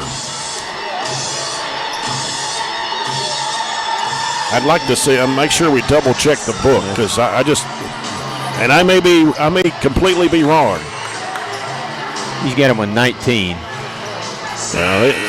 Gray made a 3, a 2, and he should have 3 of 4 free throws. I think that's where the discrepancy is. There's only 2 free throws in the book. I can't see their book as well as I can see ours.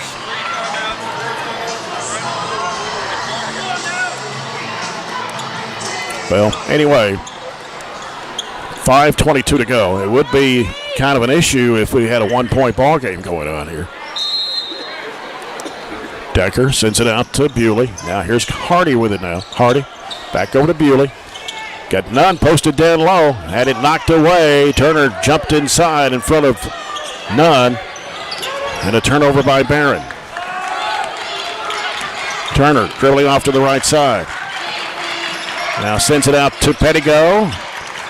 Pettigo can't shoot. Feeds it in there to Ross. Left of the circle. Back in the corner is Pettigo. And now Pettigo shoots over Bewley. The jumper won't go. Bewley gets the rebound. Hands it off to Decker. And Decker will pull up here. Sends it off to Bewley. Bewley back over to Hardy. Hardy, top of the key, 3. No good. Long rebound chased down to the corner by Bewley. Now Bewley trying to throw it to Nunn, and the whistle. Got a foul. Somebody pushed Nunn on the baseline. And it will be on Ross, his second.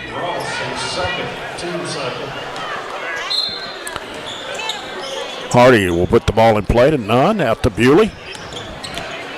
Back to the right side, it goes to Hardy.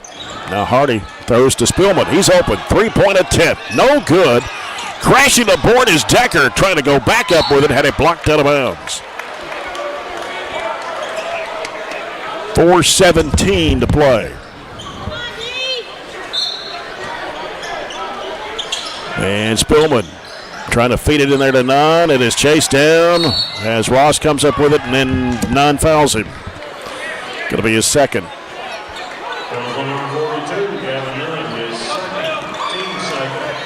Warren East leading Glasgow now, 42-21, with 6 minutes left to go in that game. Not a surprise there. Pettigo off to Morris at the right elbow. Morris looking out to Pettigo. Pettigo defended by Tate Spillman. Coming off the screen. Here's Turner with a jumper from 15. It's no good. Ross the rebound. Ross against Decker pulls it back out. Hands it back off to Robledo. Robledo now looking. Hooks it down in there to Turner. Goes back to Robledo. He'll put it up. It is no good, but a foul. And a foul is on Decker. That is his first. Or second. No, it's the first one, I think. It is. His third. Second of the quarter. I'm sorry, team third, right? Central's up 6. That's almost middle of the fourth. 49-43. Okay. Kevin Nunn checking out. Jackson Reese back in for the Trojans. Second shot, no good. Decker with a rebound for the Trojans. Here's Bewley. Throws it out to Spillman. Spillman down low, gets cut off in there. Back to Bewley. Long range left. 3:26 to play. Bewley, left side over to Spillman. Decker's posted down low. They can't get it to him. Reese, right side over to Bewley. Feeds it down. It's knocked away from behind by Morris. Came in from behind. Turnover by Barren once again. 3:10 to play. 64-47 the score. Here's Robledo working to the right side. Cutting back left. Top of the key with a 3. It's no good. Spillman with the rebound. Had it knocked away. And he swiped it away from Pettigo. Bounce pass underneath the Decker. He missed the layup. Goes down hard, but I think he's okay. He'll get up and head to the free throw line for 2 shots. The foul is on Morris, and I believe that's 3 on him. Should be 3 because he had a technical called on him. I think they called the technical on the coach. Oh, was it on the coach? Yeah. It wasn't on Morris. No. Okay.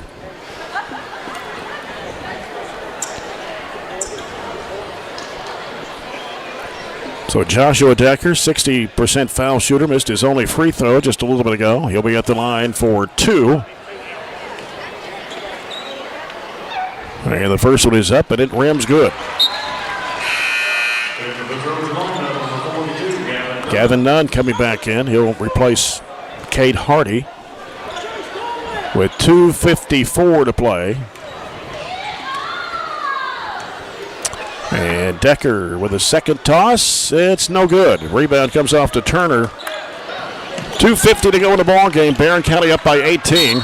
And we got a foul on Jackson Reese. 4 on the Trojans here in the fourth quarter. Patriots basketball as Pettigo will send it out to Robledo. Robledo dribbling to the right side. Trying to get around Reese, takes it up the baseline, kicks it out to Ross for a three-point attempt, and is hit it out. Decker with a rebound. Gets rid of the basketball to Reese. Reese takes it up the right sideline. He stops, he gets into a trap. Gives it over to Bewley. Bewley now on the left side. Curls it back out, almost lost it out of bounds. He's in a trap, fires it off to Decker. Back out it comes to Reese. Reese with a little jump pass in the lane. It's Decker putting it up, and what do we got? Yeah, control walk. With 2:14 to go. Maybe the longest fourth quarter ever. Yeah. Robledo a 3. He missed everything, and it goes out of bounds. More than a foul. I think we kind of did get him maybe across the elbow to force that errant shot. I don't see a repeat of what we did to them in this fourth quarter. We've got it pretty much salted away. We just got to run 2 minutes off the clock. Yeah. Cade Hardy with it. He's guarded by Ross. Drives into the lane. Off in the left corner goes to Bewley. Little head fake up the baseline. He's cut off. Dumps it underneath to Decker, and he puts it in. A nifty pass, backdoor cut there by Decker. Lead is 20, 67-47. Pettigo with the basketball for ACS. Pettigo fires up a 3 off the dribble, and he knocks the bottom out of it. His first 3 of the night for Allen County-Scottsville. He has 13 points. Averages 19. Yeah. So a full timeout here with 1:32 to play. It's Barren County 67. Allen County-Scottsville 50.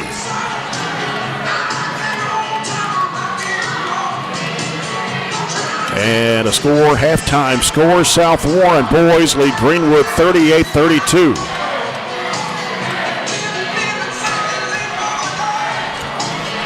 Anything else we can get score-wise? There's not. I had a final. Monroe County girls beat Clinton County tonight, 54-44.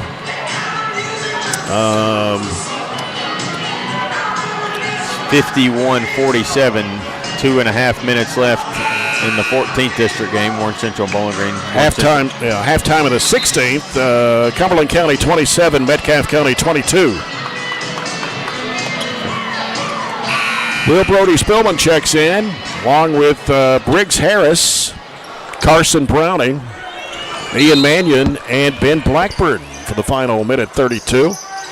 Here's Mannion giving it over to Harris. Harris takes it up the right side, and he stops and fires it off to Will Brody Spillman. He'll bounce it back out to Harris. Harris goes left side over to Blackburn, drives it into the lane, throws up the shot. It's short, but going to have a offensive foul. I didn't see that one, but it was not a lot of contact. 1:15 to go. Barren County is going to go to 4-1 in district play, and even their record at 9-9 on the season. Here's Robledo throwing up the shot, banked it in off the window. He's had a pretty good quarter. Yeah. 10 points this quarter, 16 for the game. 67-52. Blackburn in the backcourt in a trap. Fires it off to Mannion. Mannion to the right side. He's going to drive to the basket, puts it up and in. Just a sub timeout here, and Allen's going to get in 5 subs. 69-52 the score as they bring in DJ Fields along with Parker Metter, Jonah Hembley, Marcus Gaffney, and then Braden Spears got the ball there. Okay. 40 seconds to go. As Spears has trouble, finally gets rid of the basketball to Fields. Now Fields, he threw it away behind the back pass. Blackburn with it in front court. Gives it out to Harris with 26 seconds to play. Harris on the dribble, gives to Will Brody Spillman. Down to 20 seconds to go. Down to 15. They just dribble it out here. Should. 10 seconds to go. They'll dribble it out, and Barren County will win it by a score of 69-52. We'll double check that final and see if it should have been 70-52, but nevertheless, the Trojans win it. And we'll come back with a post-game report in a moment, brought to you by SCRTC. This is Trojan basketball at WCLU 104.7 FM.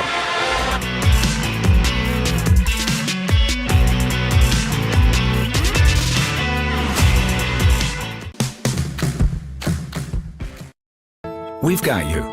It's a pledge to make sure you're always taken care of.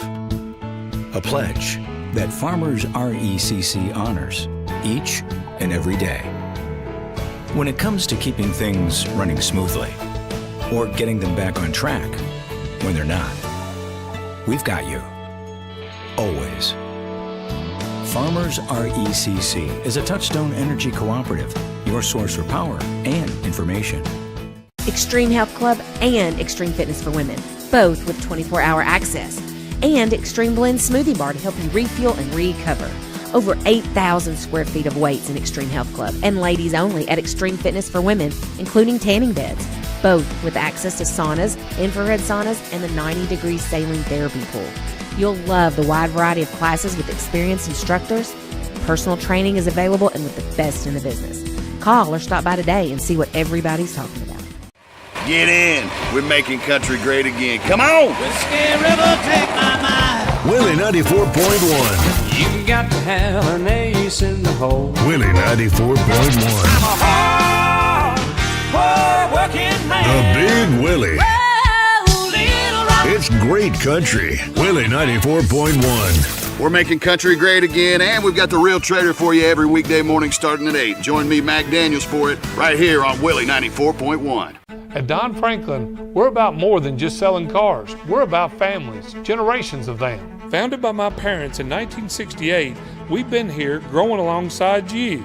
From the first family car to the newest model for the next generation, our values of trust, care, and commitment are in every handshake, every deal. With over 5,000 vehicles to choose from, check them all out at DonFranklinAuto.com. Don Franklin, driven by family. To go to 9-9 on the season, 4-1 in district play. Allen County-Scottsville drops to 5-11 on the season and 0-4 in district play. So we welcome you to the post-game report brought to you by SCRTC.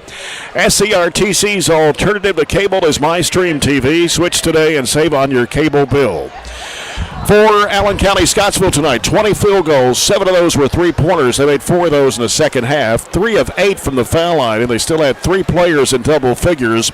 Robert Robledo led the way for the Patriots tonight with 16 points. He scored 12 of those in the second half. He knocked out a couple of threes. 13 for Kyler Pettigo tonight. He had 6 baskets, one of those a three-point shot. Jackson Morris scores 10 on 3 threes and a free throw. 8 for Chase Ross. He scored all 8 in the first half on 3 field goals and 2 for 2 from the foul line. And Tyler Turner had a 3 and a 2 for 5 points tonight for the Patriots. Barren County with 28 field goals tonight. 5 of those were three-pointers. They were 9 of 14 from the foul line, and the Trojans had 3 players in double figures as Gavin Nunn and Bray Bewley share scoring honors tonight with 16 points apiece. Nunn came in off the bench and had 8 field goals for his 16 points. Bray Bewley had 4 baskets, one of those a 3, and he was 7 of 8 from the foul line. That's where the discrepancy was with the free throws, so he still finishes with 16 to give the Trojans the margin at 7 70-52 tonight. 13 for Joshua Decker. He scored 7 of those in the fourth quarter. He had 6 baskets, 1 of 3 from the foul line. Cade Hardy had 8 tonight on 2 threes and a 2, and he was 0 for 2 from the foul line. Jackson Reese also had 8 points tonight. He had 3 baskets, 1 of those a 3-point shot, and hit a free throw. 5 for Tate Spillman. He had a 3 and a 2 back in the first quarter, did not score the rest of the way. 2 points for Ian Mannion and 2 for Ben Blackburn. Waylon Clemens did not score tonight as he started the basketball game. So the official score is 70-52, Trojans over the Patriots. Their stats had them for the game, for us, 28 of 56 for 50%. So shot the ball really well. They were 21 of 53 for 40%. We hit 5 of 13 threes. They hit 7 of 20. So we shot 39% from behind the arc. They shot 35. As far as rebounds were concerned, we out-rebounded them 39-26, 14 offensive to 9 offensive for Allen. We turned it over 10. They turned it over 8. All in all, a pretty clean game. You mentioned how well our bigs played there. I know Bray was able to get to the free throw line a lot there and tie Gavin with the scoring honors, but the majority of Joshua and Gavin's points came there in the paint. Joshua shot 66% from the field, and Gavin shot 75%. So we'll take that. We outscored them 46-26 in the paint and 26-0 on bench points. So fairly efficient from those compartments, and a good win to notch another district victory.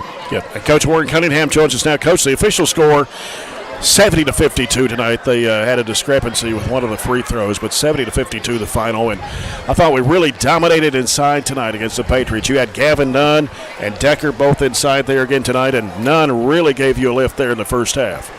Yeah, he was good in the JV game, and I feel like he's been playing better over the last couple of weeks and in stretches as far as giving us a good lift. He can just kind of change the game a little bit with his size and his skill set, and we just need him to lock in and have good focus and good energy. And when he does that, as you can see, not just tonight but in some other games too, in stretches where he's really changed the game. And I thought he went in and changed the game. He played that like he's been playing a little bit of JV. He played like that in the JV game last night. Just kind of dominant around the rim, and it really impacts the game when he goes in and plays like that. Frees Joshua up a little bit, frees our guards up, and both of those guys together can be a load to deal with. And I thought we kind of dominated. We kind of controlled the paint on both ends, and that was the difference, I thought. And I know Robert talked about the rebound edge. What was it you had on the rebounds there, Robert? You got to pull it out. Yeah, we out rebounded by 13, I think. Okay. Well, I felt like we had a lot. We had some second chance opportunities, but I felt like for the most part, we really limited their second chance opportunities, and I thought that was a big difference. Yeah, defensively, you hold Kyler Pettigo. I mean, he ended up with 13, but he only had 4 in the first half. Tate did a great job. I mean, Tate guards good players every single night, and he makes them really work, makes it hard on them, and we were able to get him in foul trouble again tonight. And that takes away some of his aggressiveness, but Tate did another great job on him. Bray Bewley had a great second half for you. Yeah, he did. Both ends. I thought he was aggressive in the first half. I mean, I think at halftime he had shot 8 times. He was only 1 of 8, but I thought he had some good looks and some good opportunities, and we want him to continue to be aggressive because he's athletic. He can make plays, and he just does so many good things. And I was just really proud that he continued to look for his shot, continued to make some plays, and because we need that, and he's very capable. Jackson Reese, 8 points tonight, hit a 3, had a couple of 2s, had a 3-point play, and was very active on both ends. It's what he does. He just makes plays, and he's given us a really good lift off the bench. At times we play him down the stretch. Tonight we played Gavin a little bit more down the stretch, just with matchups both on both ends of the floor. But I thought all those guys did. Ben came in, gave us a bucket there, and gave us good minutes. So I feel like we're getting good minutes from all those guys that we play, and a good everybody goes in and helps us, contributes to the calls a little bit, and that's what we need. Go to 4-1 in the district. Allen County-Scottsville now 0-4. There's a chance you might see them again. District tournament time. We still got a couple of games left, but yeah, and I mean you just can't tell at this point because even though we've only got one, Glasgow's got 3, and East and Allen both have 2 games. So a lot of moving. Could be a lot of moving around there. So we'll just kind of we just want to take care of our business. That's what we're focusing on, and I feel like we're getting better. And I thought we had a good workout yesterday, and I feel good about that. We're getting better each day, and we want to continue to do that. I think that's really important, especially at this time of year. Got another busy week next week. Monday, Tuesday, Friday. Got Campbellsville here on Monday night. Anthony Epps, the new coach, Campbellsville. They do have a couple of double-figure scores, but they've only won 1 game this year. Well, they've played a lot of close games, I have noticed. I haven't watched any film on them yet. We'll get ready for them over the weekend. But, I know last year they played some young guys when we played them early in the season last year and didn't know a lot about them then because they were just coming out of football. But I know that they were playing a lot of young guys last year. And obviously Anthony was a great player at Marion County and at UK. So, the main thing with us is just to continue to focus on us getting better and focus on the things that we can do for success, and that's the main thing. We'll get ready for Campbellsville and figure those guys out and be ready to go on Monday night. I think it's a 5:37 start time, okay. So a little bit earlier start with those guys. And we've had a great crowd tonight, great environment, and we were talking to our guys about it before the game, just about taking advantage of it, enjoying it, and making the most of it.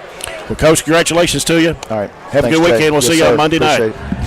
Coach Warren Cunningham, the Trojans, they win it by a score of 70-52 over Allen County-Scottsville. Coach's comments brought to you by Edward Jones Financial Advisors, Jamie Harris and Sheila Perkins. And our post-game stats brought to you by Southern States in their new location on Cross Street. We'll come back and wrap things up here from Bobby Steenbergen Court at Barren County High School Gym after this timeout as you're following Barren County High basketball at WCLU 104.7 FM.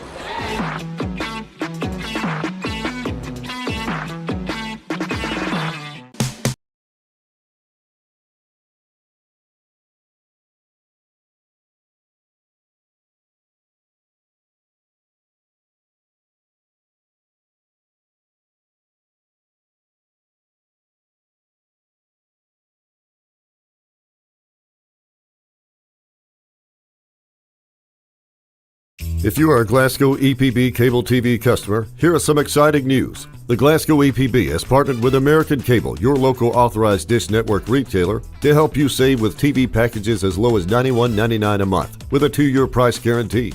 When you make the switch to American Cable, you can also enjoy 3 months of reliable Glasgow EPB internet for free.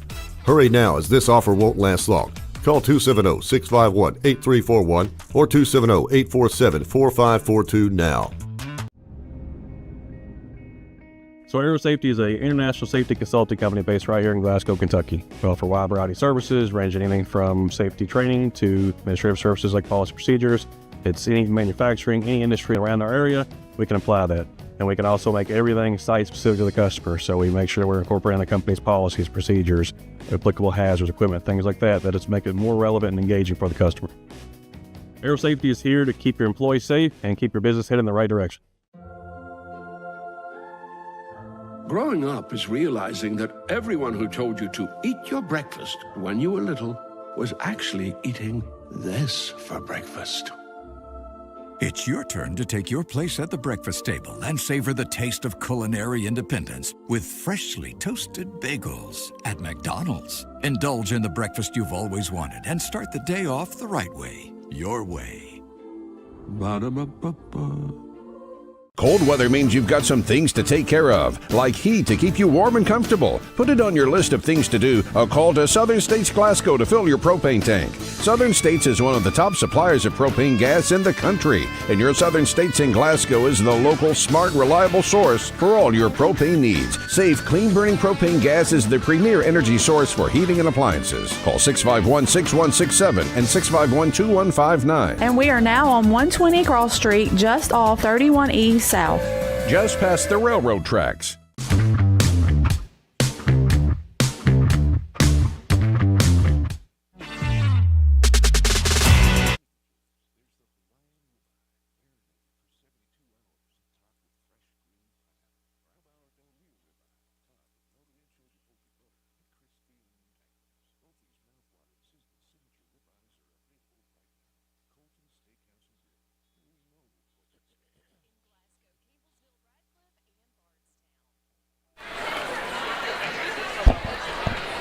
Back here to wrap things up from Barren County High School Gym. Our final scores again tonight.